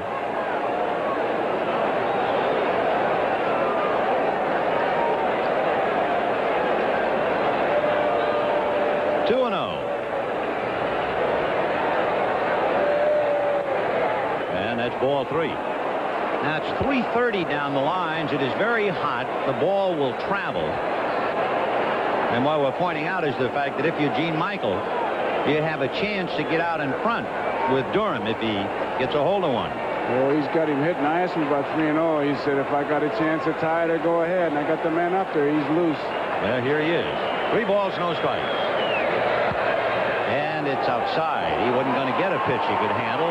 So 2 on with 2 out. And the batter will be Jody Davis. By the way, that is the first walk given up by Lee Tunnell. His control has been magnificent up to here. So the Cubs were down 1-0 and came up with 2 in the third. The Cardinals ran their way with 2 in the fifth to take the lead. And the Cubs now with Dawson at second, Durham at first, and Davis at the plate. Interesting conversation. Ozzie Smith called Pena out to the mound, and Ozzie Smith was taking charge. He was chairman of the board out there, and whatever he had to say, he was pretty emphatic in telling Tony Pena. And obviously, it would be how to pitch to Jody Davis. You got 2 men out, you worry about him. So Jody Davis at the plate. Jody hitting .262. Flied to center and struck out.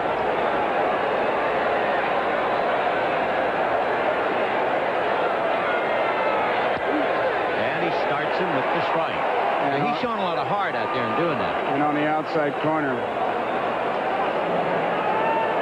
0-1 the count of Jody Davis.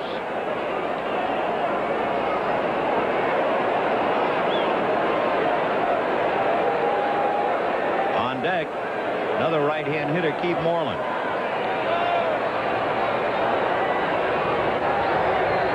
Breaking ball missed. 1 ball and 1 strike.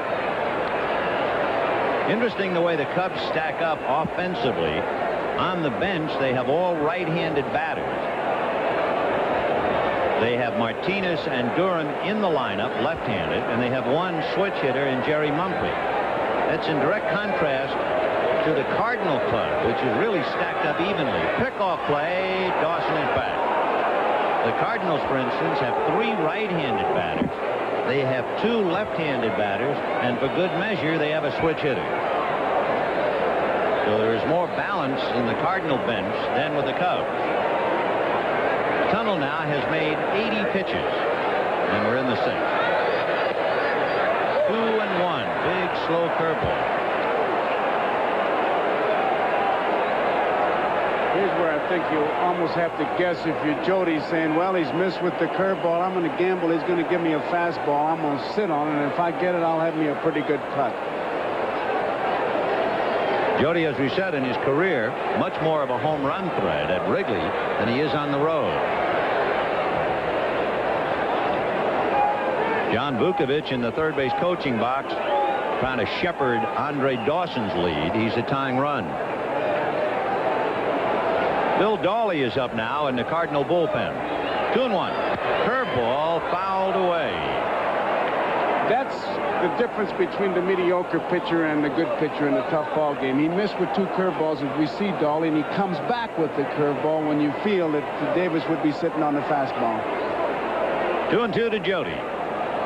10 home runs, 25 runs batted in. Dawson at second and Durham at first.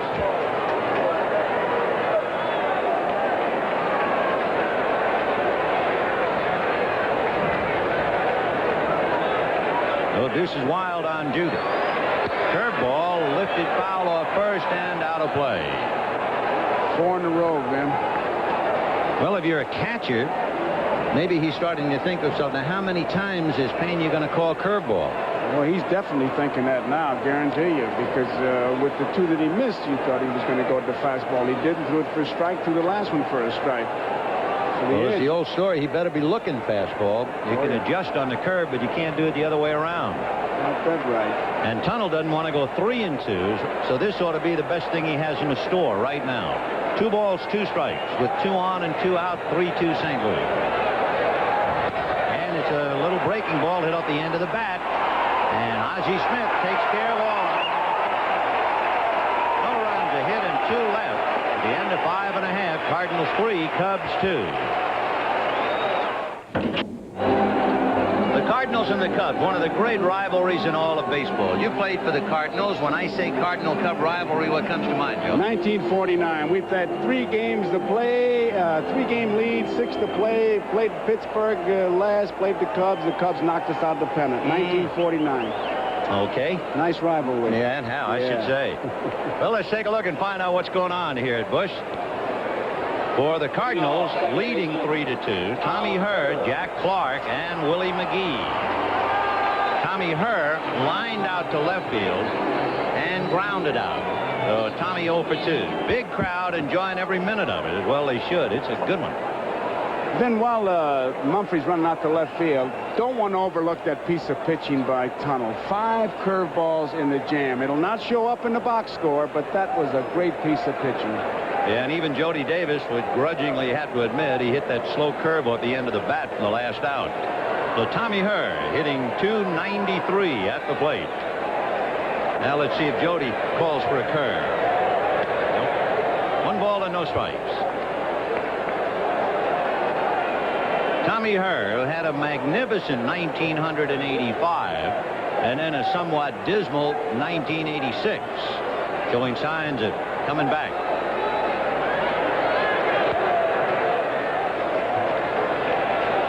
To give you an idea what kind of a difference in his years, in 1985, Tommy Herr hit .313 against right-hand pitching.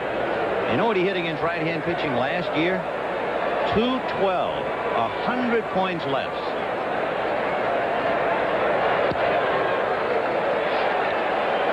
Three 3-0 the count. On deck is the heart and soul of this iron and steel Cardinal offense. The iron is Jack Clark. The steel, Coleman, Smith, and company. That's his right. Well, the Tigers, spotting the Sox a run in the first inning, have caught them 3-3 in the 6th inning.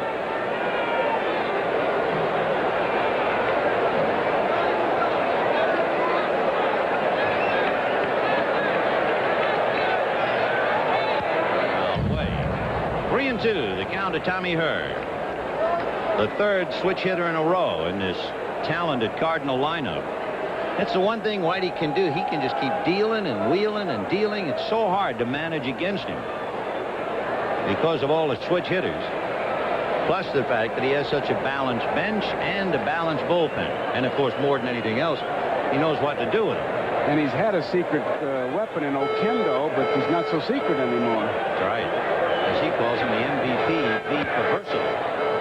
You know, when you think about it, And maybe this is one reason, and we're not diminishing Whitey's skills as a manager, but I would think every manager is really subject to the whims and decisions of the general manager. But that might not be so here in St. Louis. Whitey was the GM, and I would think Dow Maxwell would spend a lot of time, and well worth time, listening to Herzog. That doesn't happen in most other ball clubs. Well, I've got to believe that that's one reason, one of the conditions that Whitey had.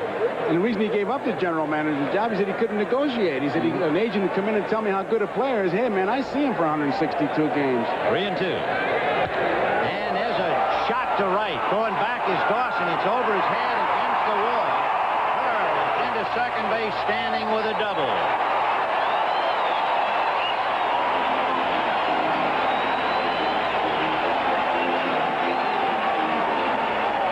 First baseman, Jack Clark. Now, Herr has a double. First base is open. Nobody out. Clark's the batter. McGee follows him. That's just what you were talking about. And what do? Even if you get somebody up in the bullpen, McGee on behind Clark switches, then comes Pendleton, and he switches. The Cubs have 3 right-hand pitchers: Ed Lynch, Dickie Knowles, and Lee Smith in the pen. So Sutcliffe backed up by Dickie Knowles in the pen. And here is Clark. Struck out and walked. 0 for 1. Jack hitting .317.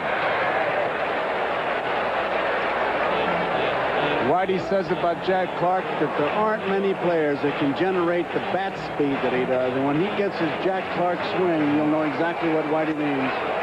Well, to paraphrase the picture again, he really is the nucleus of this atomic attack they have here. The neutrons are all the guys running around him, but he is the heartbeat, the power. Fastball missed. Ball 2.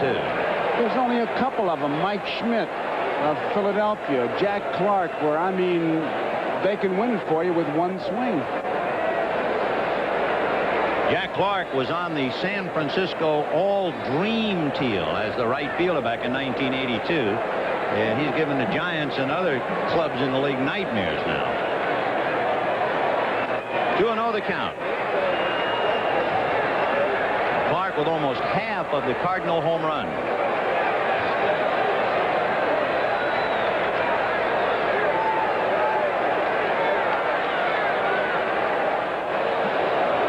It's one of those situations where what do you want to do?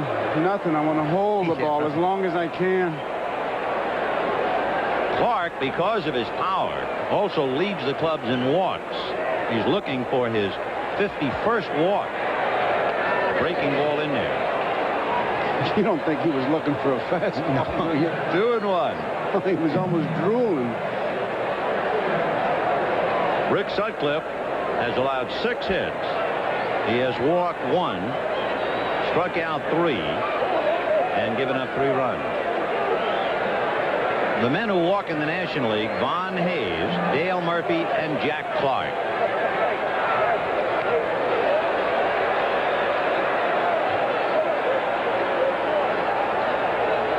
Cardinals 3 runs, 6 hits, no errors. Cubs 2 runs, 4 hits, and no errors. Cardinals led 1-0. Cubs led 2-1. But now the Cardinals back up on top and trying to get some more.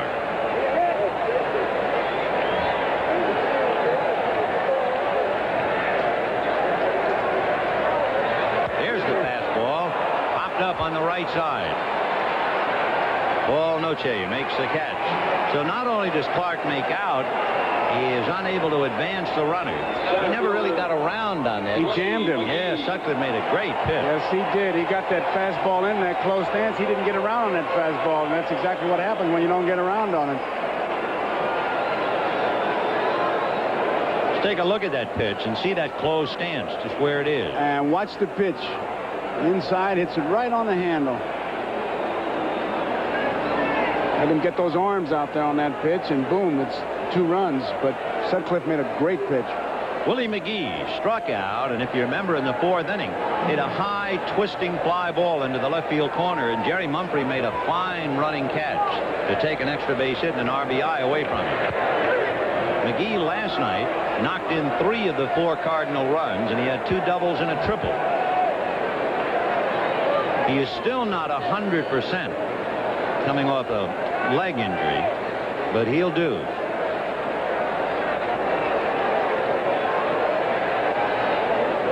In 1985, remember, he led the National League in hitting. And then gave back almost 100 points in batting last year. In this heat, and with Sutcliffe working so hard, when you look at the Cubs in the 7th, Moreland, Dunston, Martinez, and then Sutcliffe is due up 4th. So they might be thinking about a hitter for him as well. He's made 90 pitches.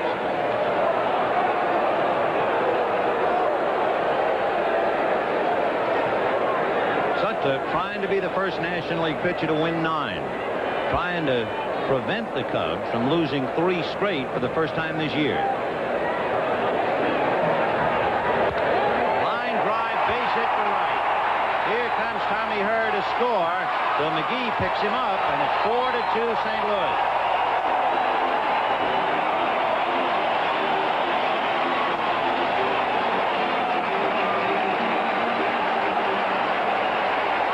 Third baseman, Terry Pendleton.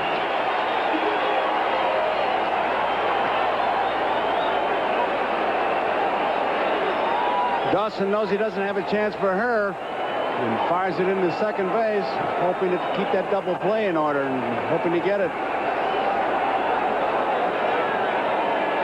So Sutcliffe against the Cardinals this year went 2 2/3 innings and 6 innings, and he's trying to get out of the 7th inning today.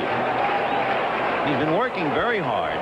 In 11 of his last 12 starts, he's piled up over 80 innings. So he is on, I can't say thin ice. There's no ice in St. Louis. Terry Pendleton, who homered and grounded out at the plate. 4-2 St. Louis. Ball 1. And boy, it almost seems like whoever's on base, you got to worry about steal. Well, it's interesting. We made that point about McGee is not running like he used to, but he still is 4 for 4 in stolen bases. The interesting thing about Pendleton, he grounds into a lot of double plays. So they have McGee go, and he steals it. The throw is into center field, and he moves over to third. I think of all the plays in baseball, a home run is a home run, but the steal is humiliating to the extent that it's a battle of legs. In this case, McGee's legs against Jody Davis's arms. That's the way you see it. And when you don't make the play, it's humiliating as a catcher, and it picks up the other ball club because they say, hey, we can run whenever we want. That going into center field now has moved the infield in. Pendleton puts the bat on the ball, and chances are they'll pick up another run. So a double, a single for a run, and a stolen base in the overthrow charged to Jody Davis. And it is 4-2 St. Louis. With 1 out, the Cubs have to play the infield out. And there's a line drive, a great diving catch by Paul Noche. So Paul playing because of the injured Ryan Sandberg. Saves a run.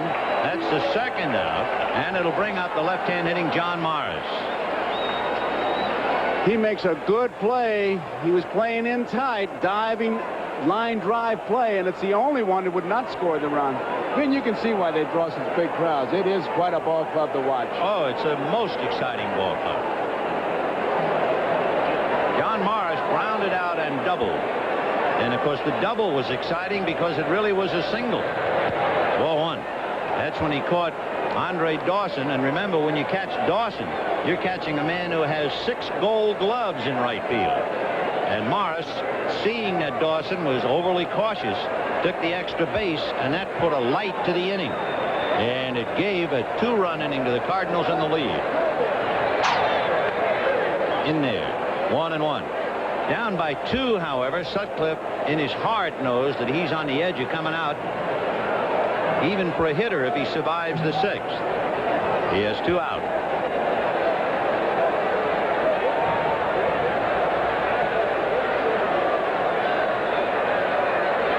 Fastball, and Morris a little late, slapped it foul. 1-2.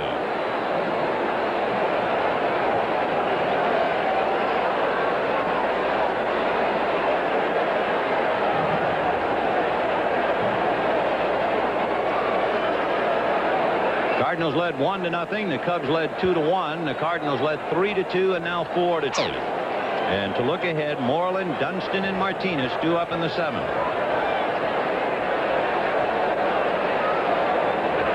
The paid attendance today, 47,395, and there's over 49,000 in the house. Ground foul. And it looks like about 46,000 are wearing some kind of red, and you're looking at 50,000 Bloody Marys. 47,395.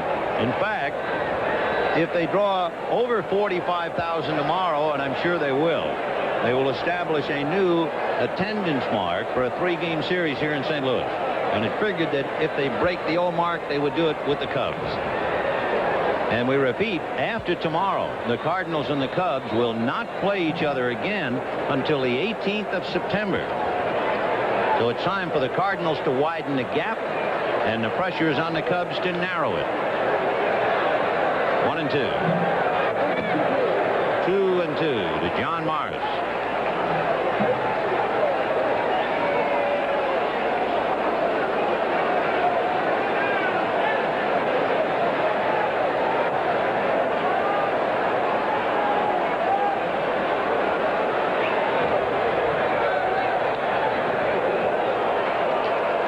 Struggling. Yep, he's laboring. 3-2. He wants to get out of this inning. Michaels would like to see him end the inning, use the pinch hitter, but he's struggling, man. To use one of yours, the needle's getting towards empty. He's 6'7", 215, and Michael is watching him like a child out there. High pop fly on the right side. Leon Durham. For the Cardinals, legged for a run, leave 1, and at the end of 6, St. Louis 4, Chicago 2. We'll be right back after these messages from your local station. A moment's respite in the heat for the umpires for Messrs. Tata, Crawford, Bonin, and Wendelstedt. A reminder, double level action on NBC next Saturday. Coverage begins with Major League Baseball, an inside look with host Marv Albert. Then it'll be the Yankees and the Red Sox, or the Reds and Braves. And in Game 2 of the doubleheader, it'll be the Dodgers and the Astros at 4 p.m. Eastern Daylight Time. And that's one of the things we take for granted, Vin, at the umpires. We don't get a chance to go in between innings, and on a day like today, boy, what a beating they must take out there, just standing out there. On the rug. Keith Moreland grounded to short and popped to short, 0 for 2. Lee Tunnell missing with the breaking ball, 1 ball and no strikes.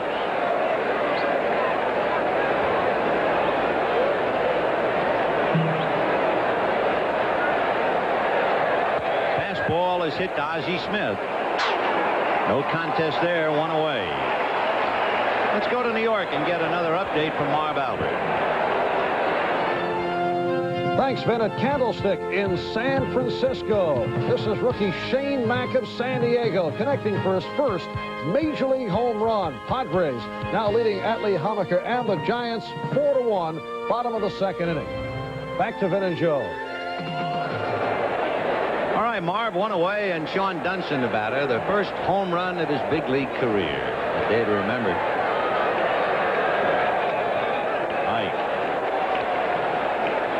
You look back at your scorebook, you see that Tunnell has thrown a lot of ground balls, and 5 of the last 7 hitters have hit it to Ozzie Smith. It's not a very good percentage. Talking about throwing your money down the drain. It's a good way to go busted. Keep hitting ground balls to him. 1 out in the 7th. 4-2 St. Louis. Breaking ball hit to center, and that'll be a base hit for Shane Dunston. So Sean holding on, and Dave Martinez the batter. Ball was out of the strike zone, but he just reached out and jammed it into center field. Gary Matthews is in the on-deck circle. So Dave Martinez is coming up, and Gary Matthews will be batting for Rick Sutcliffe. Remember, we told you, in the Cub dugout against a right-hand pitcher, they're all right-handed batters.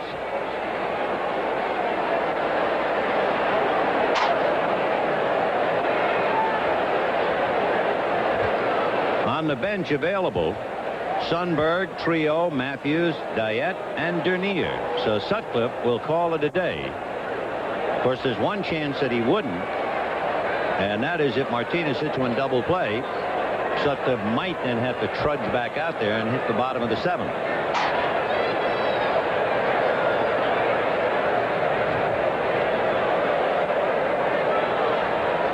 Dunston at first. He's 1 for 3. In fact, he could be 3 for 3. Dunston singled, was robbed on that great catch by Terry Pendleton, and now singles again. And remember, when Dunston was aboard in the 3rd inning, he put enough heat on that Lee Tunnell balked, as you see Bill Dawley in the pen. 0-1.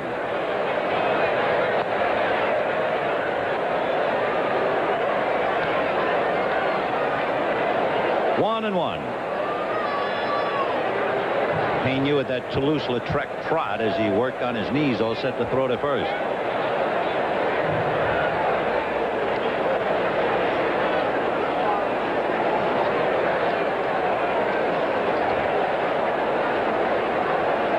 Dunston has stolen 8 out of 9. However, with his ball club down by 2, perhaps they just as soon keep Clark on the bag. Martinez has a look at John Vukovich in the third base coaching box to see if they might put a play on.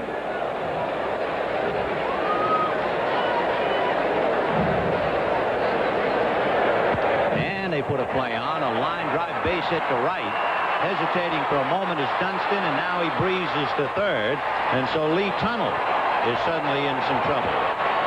Back-to-back singles with 1 out by Dunston and Martinez, and the Sarge, as they call him, Gary Matthews, coming up. And the Cubs trying to get off the floor here in the 7th. Whitey Herzog is not sending Mike Rourke out on the mound. Whitey Herzog is heading for the plate umpire himself.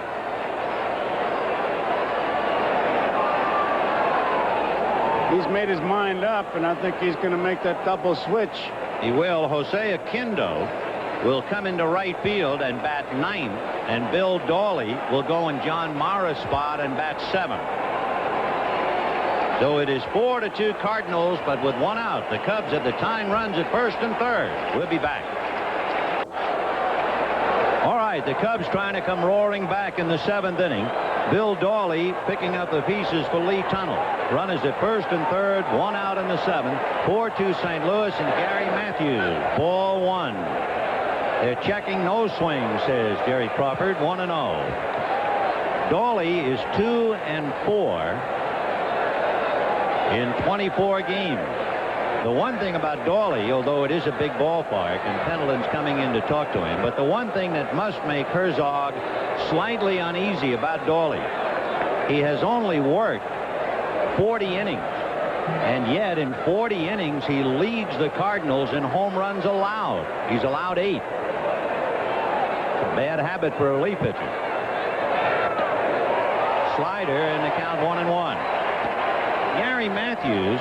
And it's interesting to point it up. We're talking about all right-hand hitters in the dugout. He's hitting over 380 against right-handers. You know what he's hitting against left-handers? Less than 150. How do you figure that? 1-1. Another slider down and away. And he's in a hole 1-2.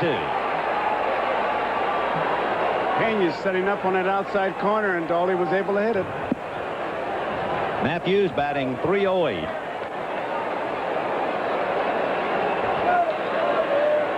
On deck, the leadoff man, Paul Noche. And 3 of the sliders down and away. You would just figure he just put the glove out there. And did you see how Pena kind of tried to decoy him on that? As he gave the sign, he was leaning inside, and as the pitch was being delivered, he set up again outside. There, look right there. There he is inside. That's why you can't ever believe a catcher. No way, even if you see him going into church. Well, I tell you what, if you're a manager, an opposing manager, and you see how they pitched Gary Matthews that time, you write that indelibly in the book. Just gave him the breaking ball away, and he chased all 3. So a big out, a run unable to score, and here's Noche filling in a big pair of shoes. If you were not with us in the 3rd inning, Ryne Sandberg hit a slow roller to Pendleton, a high throw to first. Sandberg hit first base with his right foot. It skidded and then dug into the dirt, and he sprained his ankle. Vin, Dom Scaler is the advanced scout for Pittsburgh, and he's writing right now feverishly, and I'll guarantee you that's what he's doing. Oh, yeah, no two ways about it. I mean, Matthews never got anything but the slider in the same spot, and they were all balls. There wasn't one strike until he swung at him. So the rookie Noche is hitting, and not a Manny Trio, for instance. Noche, no home runs, no RBIs. Trio has 4 home runs and 10 RBIs. Another strike. So Dawley comes in and just keeps going one breaking ball after another. He disposes of Matthews and puts the heat on the rookie. 1-2. What a difference having Noche with no home runs, no RBIs. Sandberg would be up there now with 11 home runs and 33 RBIs in the dirt. That's a pretty good play by Mr. Pena, and he kept dancing there on his knees. Every time I look at him, I think of Jose Ferrer and Toulouse-Lautrec. I mean, watch him. Right? This is the Toulouse-Lautrec trot. 1, 2, 3, 4, 5, 6, 7. On his knees.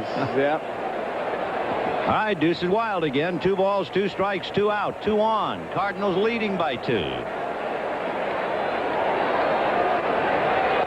Chased another breaking ball. I don't think Dawley's thrown a strike yet.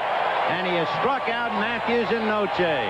It's 4-2 St. Louis. Here's another edition of the 7th inning stretch.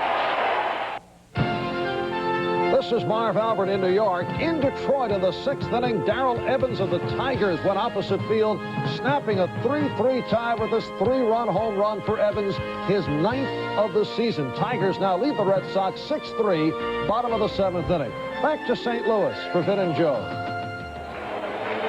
Okay, Marv, and a reminder, picture this on a hot day in St. Louis. Whitewater Rapids, mountainous terrain, rock-strewn trails. Challenges for the competitors in the survival of the fittest. Australia forming the backdrop of this grueling test of endurance. 8 athletes battle the elements and each other in 4 challenging tests of skill and stamina. Exciting. Join us tomorrow down under at 4:30 Eastern right here on NBC Sports World. Well, if you're going to compete today, it would be skins against the shirts. And there aren't too many shirts. Leading off catcher Tony Pena. Here's to you. Dickie Knowles will now come in from the Cub bullpen after a great bit of relief pitching by Bill Dawley. And Knowles' job is to hold the Cardinals and hope that Mumphrey, Dawson, Durham, and company can play catch-up. Knowles will be pitching to Tony Pena.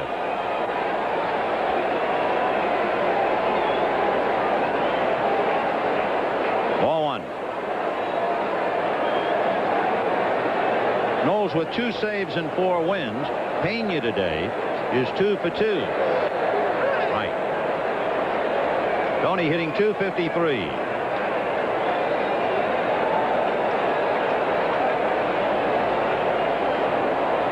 Knowles has done very well. Looks like he's kissing his bat. He loves it. Well, he doesn't love his bat. He likes it very much. He talks to it. He said, come on, baby, get a hit. Come on, a lot of hits in there. 1-1. Breaking ball in the dirt. Now, if you loved your bat, you wouldn't go get it in the dirt chasing that thing. Well, he's the first player I ever saw get emotionally involved with the bat. I've heard of, they tell stories of ball players taking their bats to bed and all that kind of stuff. That's the first kiss I've seen applied. Yeah. That'll be in the record book. Most times bats kissed by player in one game. Daytime. 1-2. Tony fouled it off. He's still up there. 1-2, the count to Tony Pena. Leading off matters in the bottom of the 7th. Cardinals 4 and the Cubs 2. That foul tip went right off Jody Davis's mask, and as Pena walked by, he tapped him as if to say, hang in there, pal. Yeah, at least there's somebody else who cares. That's right, he cares. Umpire did what he always does. He checks the ball.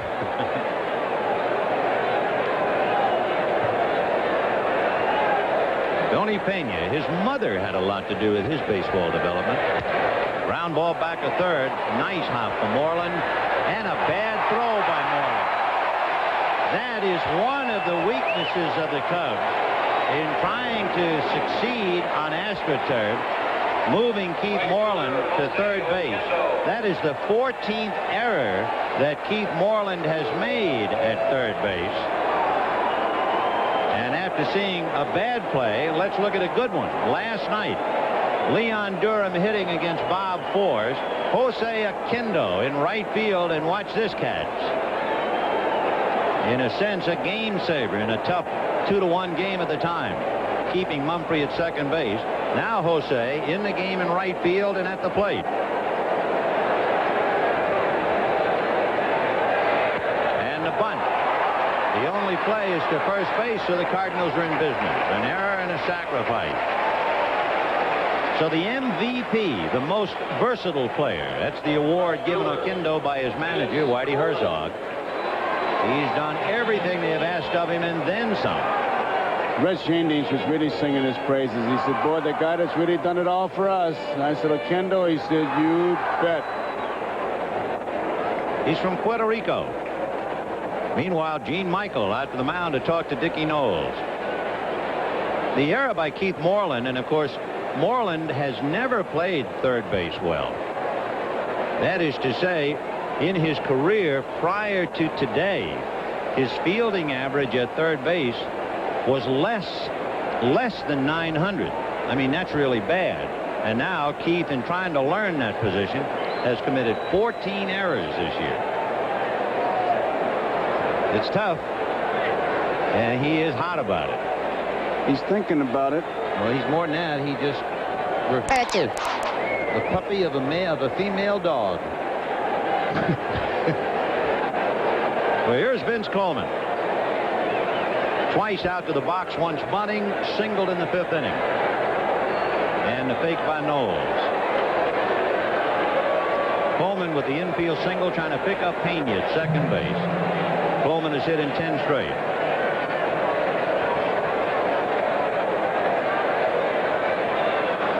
Two Cardinals, bottom of the 7th. Dunston was trying to give somebody a signal, I think, to capture Jody Davis. But I tell you, late in this game, they've been out there a long time. A little tough to jockey that runner back. If Pena was a jockey, he looks like he fell off the horse. Right. He will not win the neatness award, but Tony's been everywhere. He has scored once, and he's been on base 3 for 3. He caused Sutcliffe to commit a balk in the 5th inning. Breaking ball on the corner, and Noche was breaking to the bag to cover on that pitch. And they had him, too, because as Noche broke to the bag and kind of skidded, and he's telling him right now, take a look, Pena was breaking towards third. Nick Leyva shepherding Pena from the third base coaching box. Rich Hacker coaching at first. 1 out, 7th inning. 4-2 Cardinals. Dickie Knowles trying to get Coleman. On deck, Ozzie Smith. Boy, you talk about bat control. That was a breaking ball that was almost in Jody Davis' mitt. And he waited so long before he hit the ball, he grounded it right into the Cardinal dugout. In the Cub dugout. What's this? It's already past him. He was sure it was going to be called a strike, and he does what all hitters do when that happens. And Billy Williams got it, yeah. You got to look out. He'll hit it back at you. And there would be a line drive. Won't be a bloop. 0-2 to Vince. And another pickoff. I guess I'll never be able to see Vince Coleman without thinking of the tarp roller here that almost ate him alive. And that frightening moment during the league championship series in '85. That's where it is now. But when it came up that fateful early evening, it swallowed him up. Curveball. I think he just did take it outside.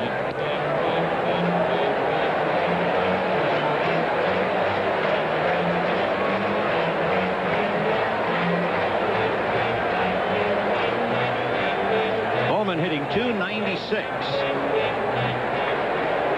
At one time in the clubhouse, the 3 guys talking were Tudor, Coleman, and Danny Cox. You talk about 3 guys with freak injuries. Wow.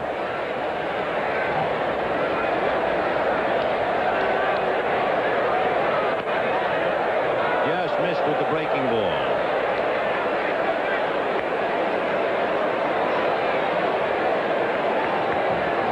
Two and two, the count to Vince Coleman. 4-2. Cardinals leading the Cubs in the 7th. One away. Michael peering out, hoping that Knowles can do the job. And it's hit into left field. Base hit. Charging it is Mumphrey, so they will hold Pena at third. The throw allowed to go through, but a good deep by Moreland to prevent Coleman from going to second base. So Vince Coleman is 2 for 4 as he singles to left, and that'll bring up Ozzie Smith. He just serves that ball. It's the outside part of the plate, and that's what they've been wanting him to do. And Pena rounds third base, but he's going to be holding all the way. You can see him going to his fake attempt, but Nick was going to hold him all the way. In the wake of the French Open and in thinking about the Wimbledon tennis coming up, that was just a dink. Coleman just stiff-wristed a little flare into left field. And now Ozzie Smith 0 for 3. But Coleman at first, and Knowles is really in a jam. If the Cardinals use their great leg speed in the 5th and 6th inning, look out now. Coleman with 40 stolen bases. Well, you're really in the spot. Big league hitter at the plate. Great base stealer at first, and balks being called all the time. You want to signal for a fair catch. At least. Nice save by Durham, that pitch in the dirt. You know, I can think of first basemen who I played against that when they did a throw like that would just put a tag on it, run a little bit hard, like jab him in the leg. Around the knee or anything to take something out of him. Sting him a little. He's got a pretty good lead. And they're squeezing, and it's a perfect squeeze. A great squeeze by Ozzie Smith. Scoring is Pena, who reached on the error by Moreland. So if you give the Cardinals an inch, they take it all, and it is 5-2 St. Louis. Perfectly executed, not a thing Gene Michael can do about it. Nothing but watch it. It's me out of page 99. Ball is bunted on the ground, past the pitcher. Durham has to field it, no play at the plate, and very close at first base. Just watch it.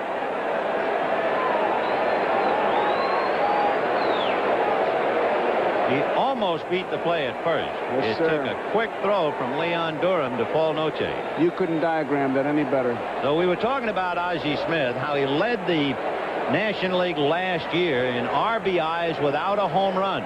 He is leading the National League in RBIs without a home run this year. And that's just another reason how he does it. Now, don't misunderstand me. We're not saying he's leading the league in RBIs. We're saying of all the players in the league without a home run, he is leading. He has 32, and he had 64 last year. 0-1 to count to Tommy Hurd. Pickoff play, wrong side of the bag. Boy, if you had to use one word to describe the Cardinal attack, it's manufactured. Bill Coleman, who was bunted to second, waiting to be picked up with 2 out. Cardinals with 1 in the 2nd, 2 in the 5th, 1 in the 6th, 1 in the 7th have run their way to a 5-2 lead. It is somewhat demoralizing for the Cubs because the Cardinals have beaten Chicago 5 of the last 6. The Cubs know that if the Cardinals win this one, they will have beaten them 8 out of 11. The Cubs will then have lost 3 straight for the first time this year, and worst of all, they will be 5 games back. So for the Cubs, they're going to have to shake themselves in the 8th and 9th innings. Coleman got hit with that throw, as you see him shaking his wrist. But the thing that this does, it just keeps those infielders on edge, and when you've got them on edge, the percentage obviously comes over to your side. 1-1 to count to Tommy Hurd. 2 balls, 1 strike.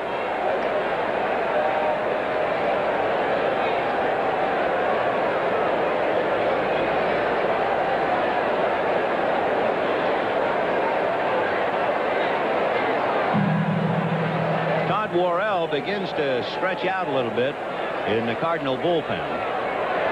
Fastball ran away. 3-1 the count. You know the feeling you get playing the Cardinals, Vin, as we see Worrell, is like somebody keeps turning the knob to turn up the pressure a little more, a little more, a little more. Yeah, they're not going to ham you over the head. They're not a home run hitting team. It's like being eaten to death by a moth. A little nip here, a little bite there, and all of a sudden your head falls off. 3-1 the count to Tommy Hurd. Lined into left, ting-a-ling, and here comes Coleman. The throw, not nearly in time. So it is 6-2 St. Louis.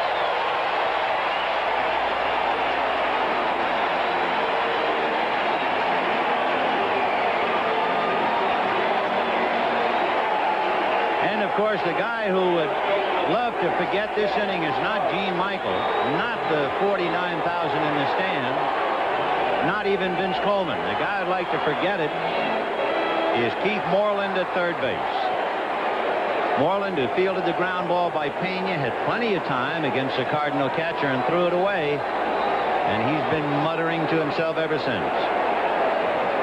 6-2 St. Louis. Right. Now, if this game were played in Wrigley Field, which would be baseball's answer to the Rose Bowl, the Cubs, you'd figure, could explode. But in this big ballpark, they're in a lot of trouble. 1-1. Although, to counteract that theory, the Cubs would point to the fact that they are under 500 at home and 8 games above 500 on the road.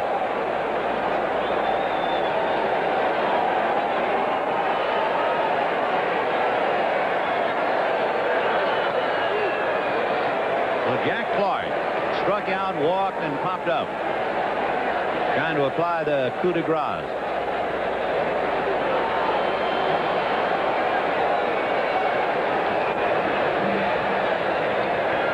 There goes the runner. Check swing for a strike. The throw sailed away.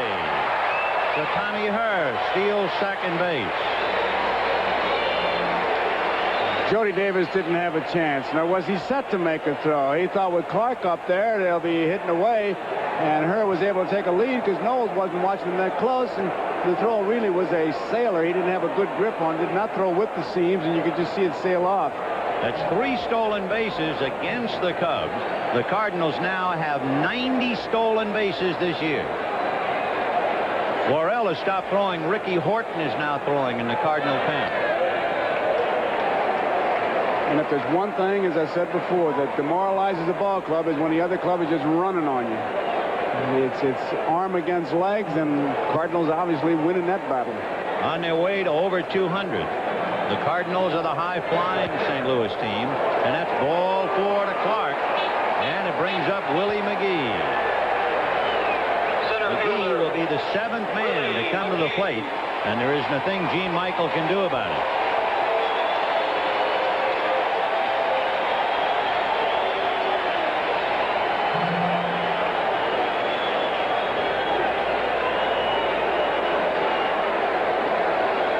Willie McGee struck out. Mumphrey took an extra base hit away from him, and then he singled to drive in a run, Hurd, in the 6th inning. Right.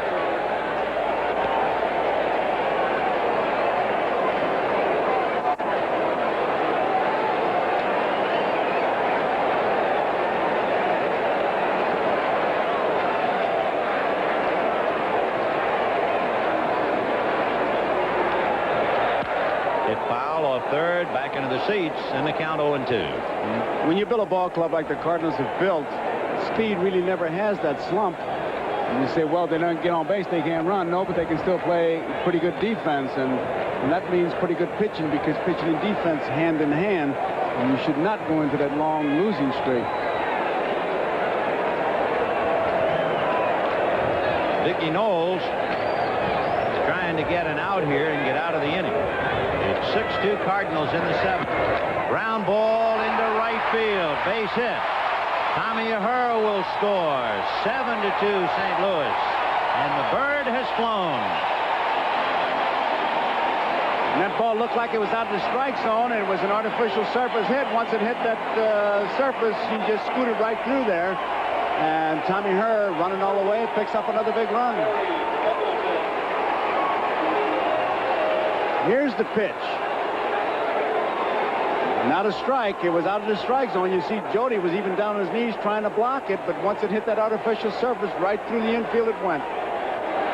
So Terry Pendleton, the 8th man to come up in the 7th inning, and the Cardinals have broken it wide open.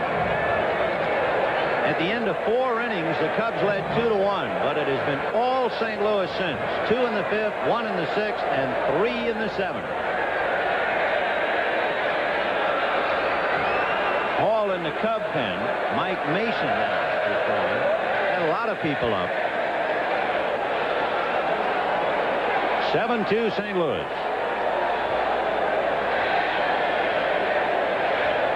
When the Cubs hit in the 8th inning, Jerry Mumphrey, Andre Dawson, and Leon Durham.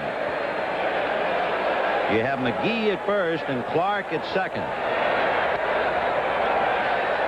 Terry Pendleton homered in the 2nd inning, grounded out in the 5th, lined out on a great diving catch by Paul Noce in the 6th inning. 3-0. Taken all the way. 3-1. So the Cardinals with a chance to increase their lead over the Cubs to 5 games.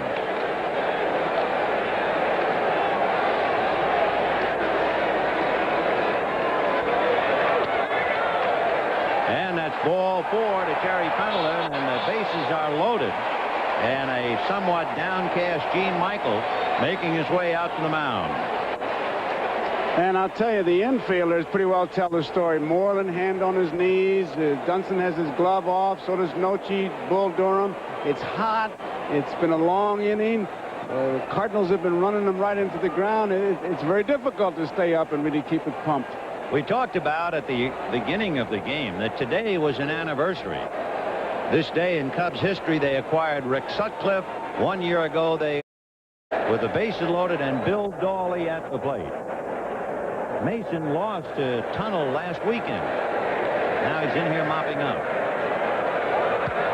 High fly ball to dead center. Dave Martinez is there.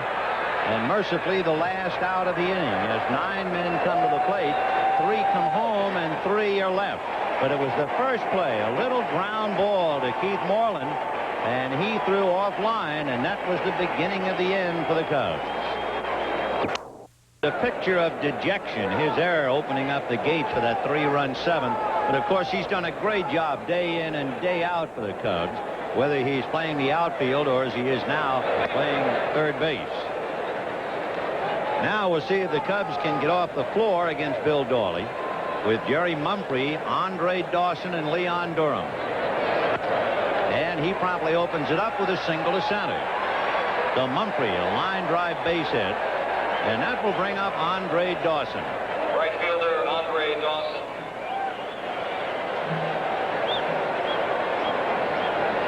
So Dawson can't do it himself, not with the team down by 5, but he can certainly lift the gloom in the dugout. So another theory on the number of home runs, and it reminded me when Dawson put on his gloves. They say it's the thin-handled bats. And the reason the gloves come into play is that the thin-handled bat with the gloves make it feel like a thick-handled bat, but it remains thin-handled and they get more bat speed. All right, we'll see what he does with that 35-ounce piece of wood, and he's a little bit out in front and cued it outside at first. 0-1. We're in the 8th. The Cardinals 7 and the Cubs 2. Andre Dawson. Then Leon Durham and Jody Davis.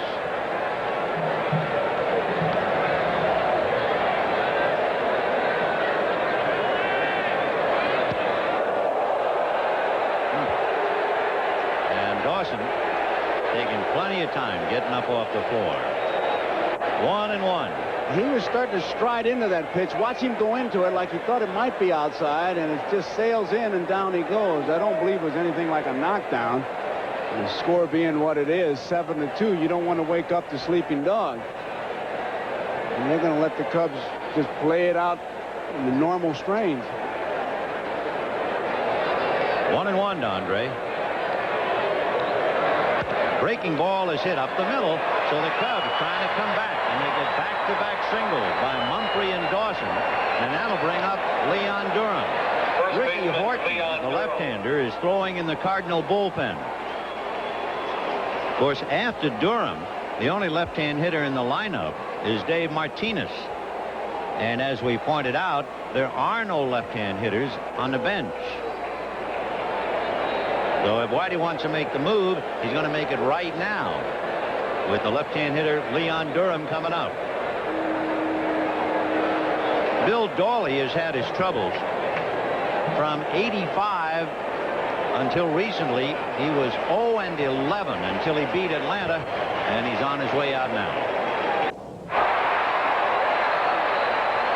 Leon Durham, first ball hitting, hits into a force play, 5-4 from Terry Pendleton to Tommy Hurd. So Durham not around very long. Here's that play again. Ricky Horton starting him with a breaking ball, and it's tapped wide at third. Pendleton with the play in front of him to Hurd. The throw to first not in time. So 1 out. Runners at first and third. And Horton will now pitch to Jody Davis. Should he falter, he is backed up by Todd Worrell, who worked an inning into third last night. Comebacker, and they're going to get one. They're going to get two. And what a difference watching Jody Davis labor down the line had pointed up the difference between the two teams. Speed and not to speed. 2 hits and nothing else at the end of 7 1/2. 7-2 St. Louis. The famous arch back of the left field wall, the gateway to the west. And the Cardinals showing the way to the National League East, leading by 4, trying to extend it to 5, and leading the Cubs 7-2 in the 8th inning. Looks like a handle on the ballpark, like the Jolly Green Giant, or somebody's going to pick it up and carry it away. The ever-present Tony Pena to start it off. For the Cubs, they would have to be somewhat demoralized in just about every area, even offensively. In the 7th inning, trying to come back, Dunston and Martinez singled. Dawley came in and struck out Matthews and Noche. In the 8th inning, they get singles by Mumphrey and Dawson, and Horton comes in and stops Durham and gets Davis to hit into a double play. So Gene has been stifled offensively. His defense cost him 3, and has he been burned by the Cardinal speed?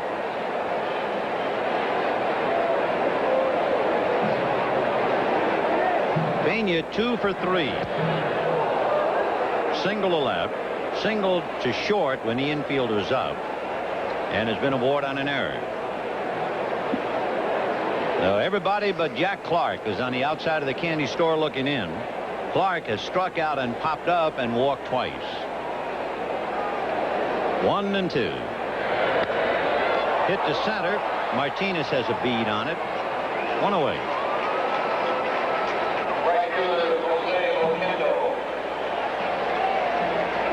Whitey Herzog wheeling and dealing. He has used Tunnel, Dawley, and Horton. Considering the fact that he has lost John Tudor, the slow start of Todd Worrell, the injuries to Tommy Hurd and to Tony Pena, Daly out, Lottie out. What a remarkable job of managing. Of course, he did a great job last year to get the Cardinals to third. Line drive, base hit. Cut off by Martinez, but Oquendo has himself a stand-up double.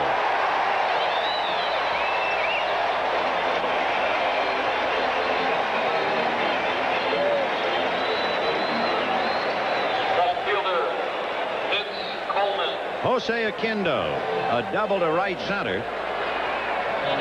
It's been Sutcliffe, Knowles, and Mason. Detroit leading Boston 6-4, and they have just gotten the last out. So Detroit knocks off Boston 6-4. Tigers began the day 7.5 back of Toronto. Boston began the day 11 back, San Diego leading the Giants 4-1. The Giants started the day even with Cincinnati. Cincinnati is at home with Atlanta tonight. Line drive, base hit to center by Coleman. Here comes Oquendo. Martinez throw is a good throw, and it got away from Jody. And down to second goes Coleman. Davis was in a haste to catch the throw and then make the tag, and he left the ball behind him. He came up with a handful of empty, and the run is in. Jody tries to backhand the ball. Martinez's throw is a strong one. Instead of going out and getting the ball and coming back, he tried to backhand it, and it cost him. And the other thing it does, Coleman goes to second base. Double play is lost. And it is 8-2 St. Louis. And with Coleman at second base, here's Ozzie Smith turning around to hit right-handed. Ozzie 0 for 3, squeezed in a run in the 7th inning. 1 out. When the Cubs come up in the 9th, it will be Moreland, Dunston, and Martinez.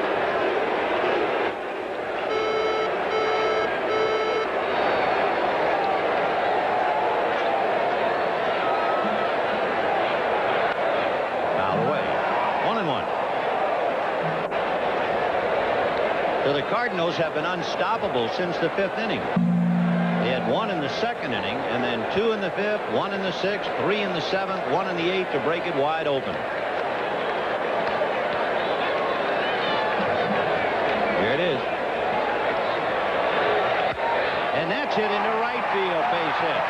It'll be the 3rd straight hit, and there's no reason to send Coleman in, not on Andre Dawson's arm.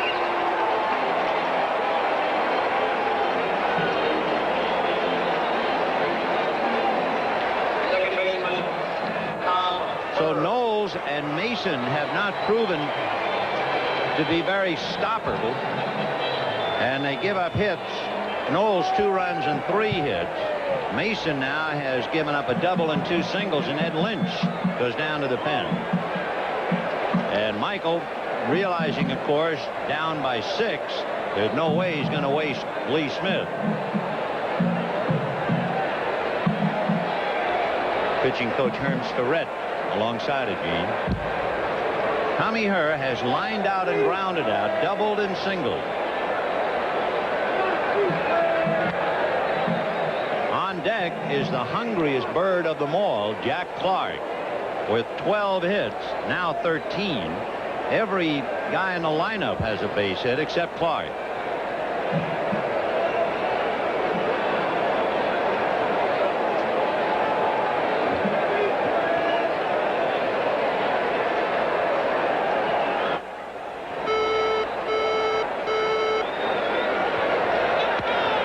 Hit to center field for a base hit. Ozzie Smith will hold at second. Coleman scores. 9-2 Cardinals.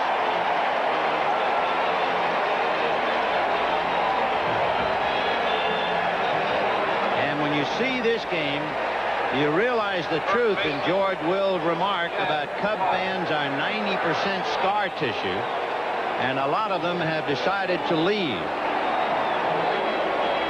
So Gene Michael, with his club being hammered now, 9 runs, 14 hits. The Cubs 2 runs, 8 hits, 2 errors. The Cubs will go home and try to heal themselves after tomorrow's game. The Cubs have an 8-game homestand beginning Monday against the Phillies, and then the Pirates for 4. We'll be back. Well, maybe Jack Clark has been shut out today, but it's nothing like the night in Cincinnati when he was really shut out. Clark against Pat Pasillo hit one deep to center. It's a home run to everybody but Eric Davis, who reaches over the fence and takes it away.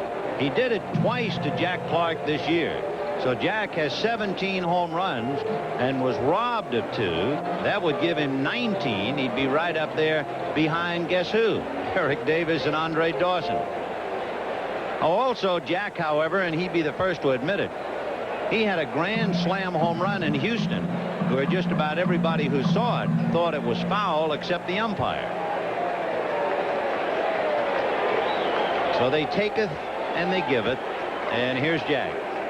Walked twice, struck out, popped up. Ed Lynch. He is the 4th Cub pitcher. Sweep. What the fans are hollering. Sweep.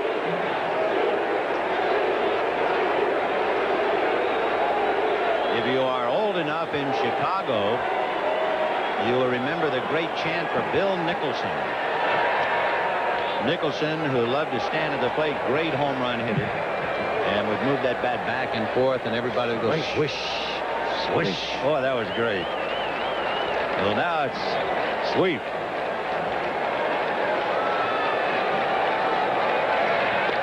It was great, and then Big Nick could get up and take a swing and miss it, and that mask would come 4 inches off your face with the breeze. He really took a big cut. Tomorrow, trying to prevent a sweep, Scott Sanderson will be going for the Cubs, and Danny Cox will be going for the Cardinals. Ozzie Smith at second, Tommy Herr at first, Jack Clark at the plate, 1-1, and that's fouled away. 1-2. You know, people are going to see the box score and see 14 base hits, 9 runs, and figured it was a blowout. It really wasn't. There was some great pitching done by Tunnell, and especially in that 6th inning with all those curveballs of Jody Davis and the way the Cardinals manufactured runs. The game got away in the 7th and 8th inning, but I tell you, the Cardinals have sent a message throughout the National League, at least. They can make runs when they need to. 1-2. And Clark rolls it up along third, foul. In looking at the Cardinals' work this year, they have posted particularly good numbers in Chicago. They have beaten the Cubs at Wrigley Field 5 out of 6 times. That's their best mark on the road anywhere. So if Herzog will be 5 in front of the Cubs, he's done it by beating them head-to-head. If the Cardinals win today, they will have beaten the Cubs 8 of 11, and the difference is the 5. 2-2 to Jack. Ed Lynch, big kid out of Brooklyn. His dad at one time an usher in Ebbets Field, originally signed by the Mets. Foul ball. He changes speeds very well, Lynch, and you have to snicker because Jack Clark was a bit in front of that one. Yeah, a little bit. He about pulled it into the Cub dugout. So Ed Lynch trying to get Clark with 1 out. Smith at second, Herr at first. 9-2 St. Louis.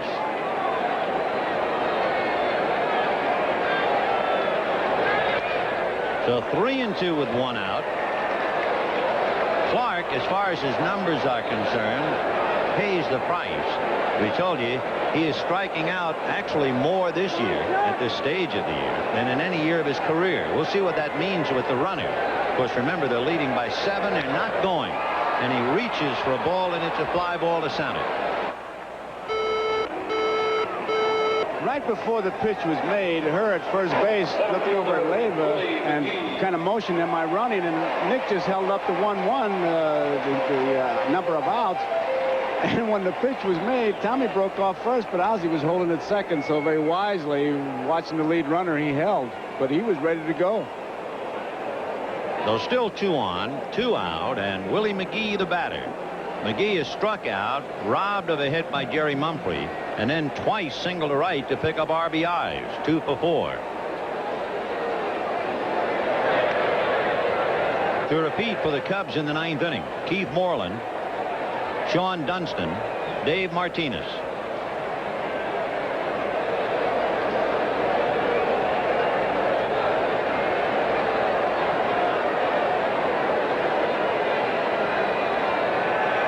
Changeup hit to the left of Dunston. He'll bring it to the bag. So they get the force play, and the Cardinals settle for 2 more and leave 2. At the end of 8, the Cardinals 9 and the Cubs 2.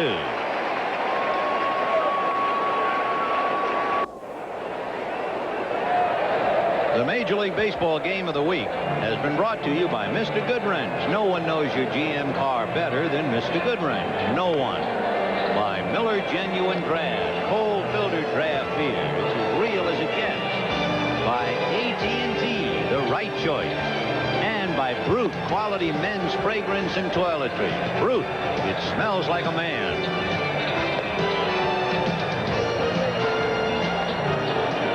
The Cubs are losing, but perhaps their biggest loss of the day occurred in the third inning. With Martinez at third, Ryne Sandberg hit a slow ground ball to Terry Pendleton. Pendleton's off balance and hurried throw was high. Sandberg will hit the bag with his right foot. It skids over the bag, sticks in the ground. He twists his right ankle and goes down and out. Sandberg is out with a sprained right ankle, and for how long, no one knows. A tremendous blow to the Cubs and their aspiration. And it is no mystery to know that in the third inning, when Sandberg was carried off the field, the Cubs were leading 2-1, and they have not been heard from since. And we can only hope that Ryne will heal quickly and get back, but a sprain really leaves you up in the air. Reedy came home in that seventh inning, too, when his spot was up there with a couple of men on. And Paul Noche came up with 2 on, 2 out, and struck out. Keith Moreland grounded to short twice, popped up 0 for 3. 9-2 St. Louis. And Ricky Horton trying to put the lid on it now and take it back to the clubhouse. In there, 2-1.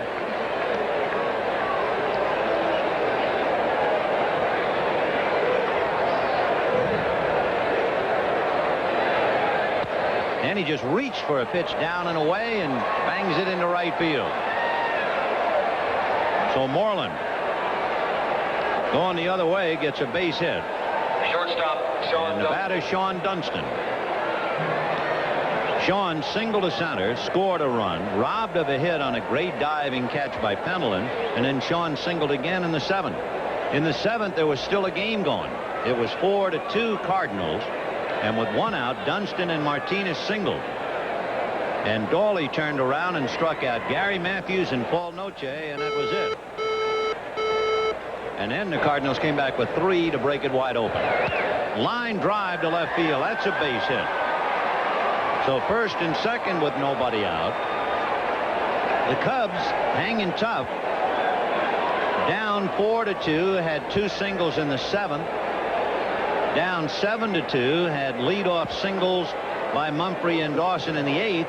And now down 9-2. They came right back with singles by Moreland and Dunston. So they're not about to just fold up. And here's Martinez. And Bob Dernier is now stepping in for Martinez.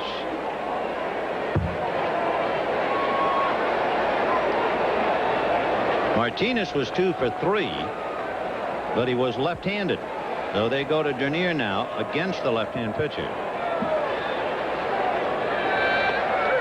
Strike. Manny Trio is out on deck to bat for Lynch.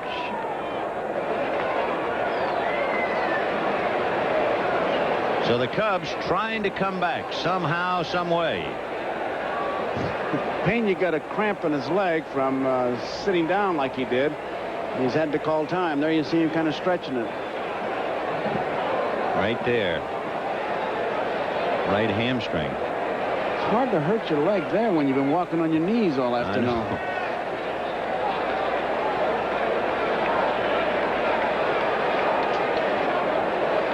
Moreland and Dunston on the base paths. And that's hit foul down the right field line, out of play.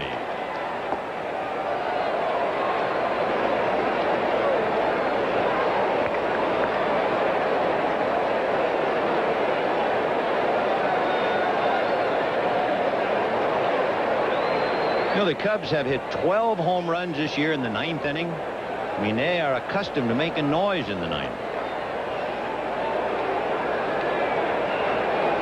0-2. And that's hit right back on a line. They've got 1, they've got 2. So Dernier lines into the double play. 1-3 if you're scoring. That erases Dunston at first. Moreland holding at second, and the batter will be Manny Trio. Betting for the pitcher, Ed Lynch, number 19. He was in perfect position, took a good look at second base because he knew he had an easy out at first base, and had Moreland been wandering, might have seen that kind of rare triple play.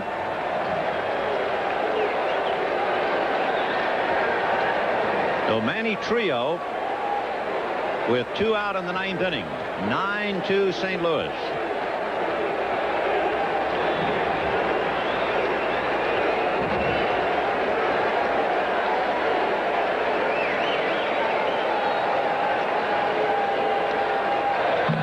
He might very well be lost in the shuffle, but when you think about it, in the 7th inning, Bill Dawley single-handedly turned the inning around and took a lot of steam or air out of the Cub balloon. First and third, 1 out. It was 4-2 St. Louis. The Cubs were ready to make a move, and he struck out Matthews and Noche. And then when Dawley fumbled in the 8th inning, they went to Horton, and Durham hit into a force play, and Davis hit into a double play. It's 9-2 St. Louis in the 9th inning with 2 out.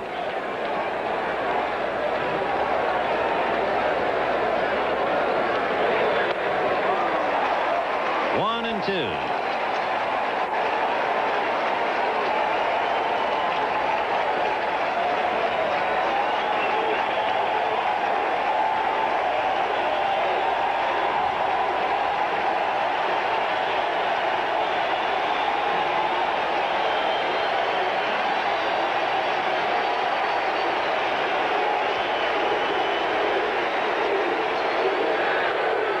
And the chant continues here. Sweep. But of course, that has to wait until tomorrow. Scott Sanderson and Danny Cox. The Cardinal fans not worrying about tomorrow. They're enjoying today. The Cub fans, they'll have to wait for tomorrow for a rebuttal.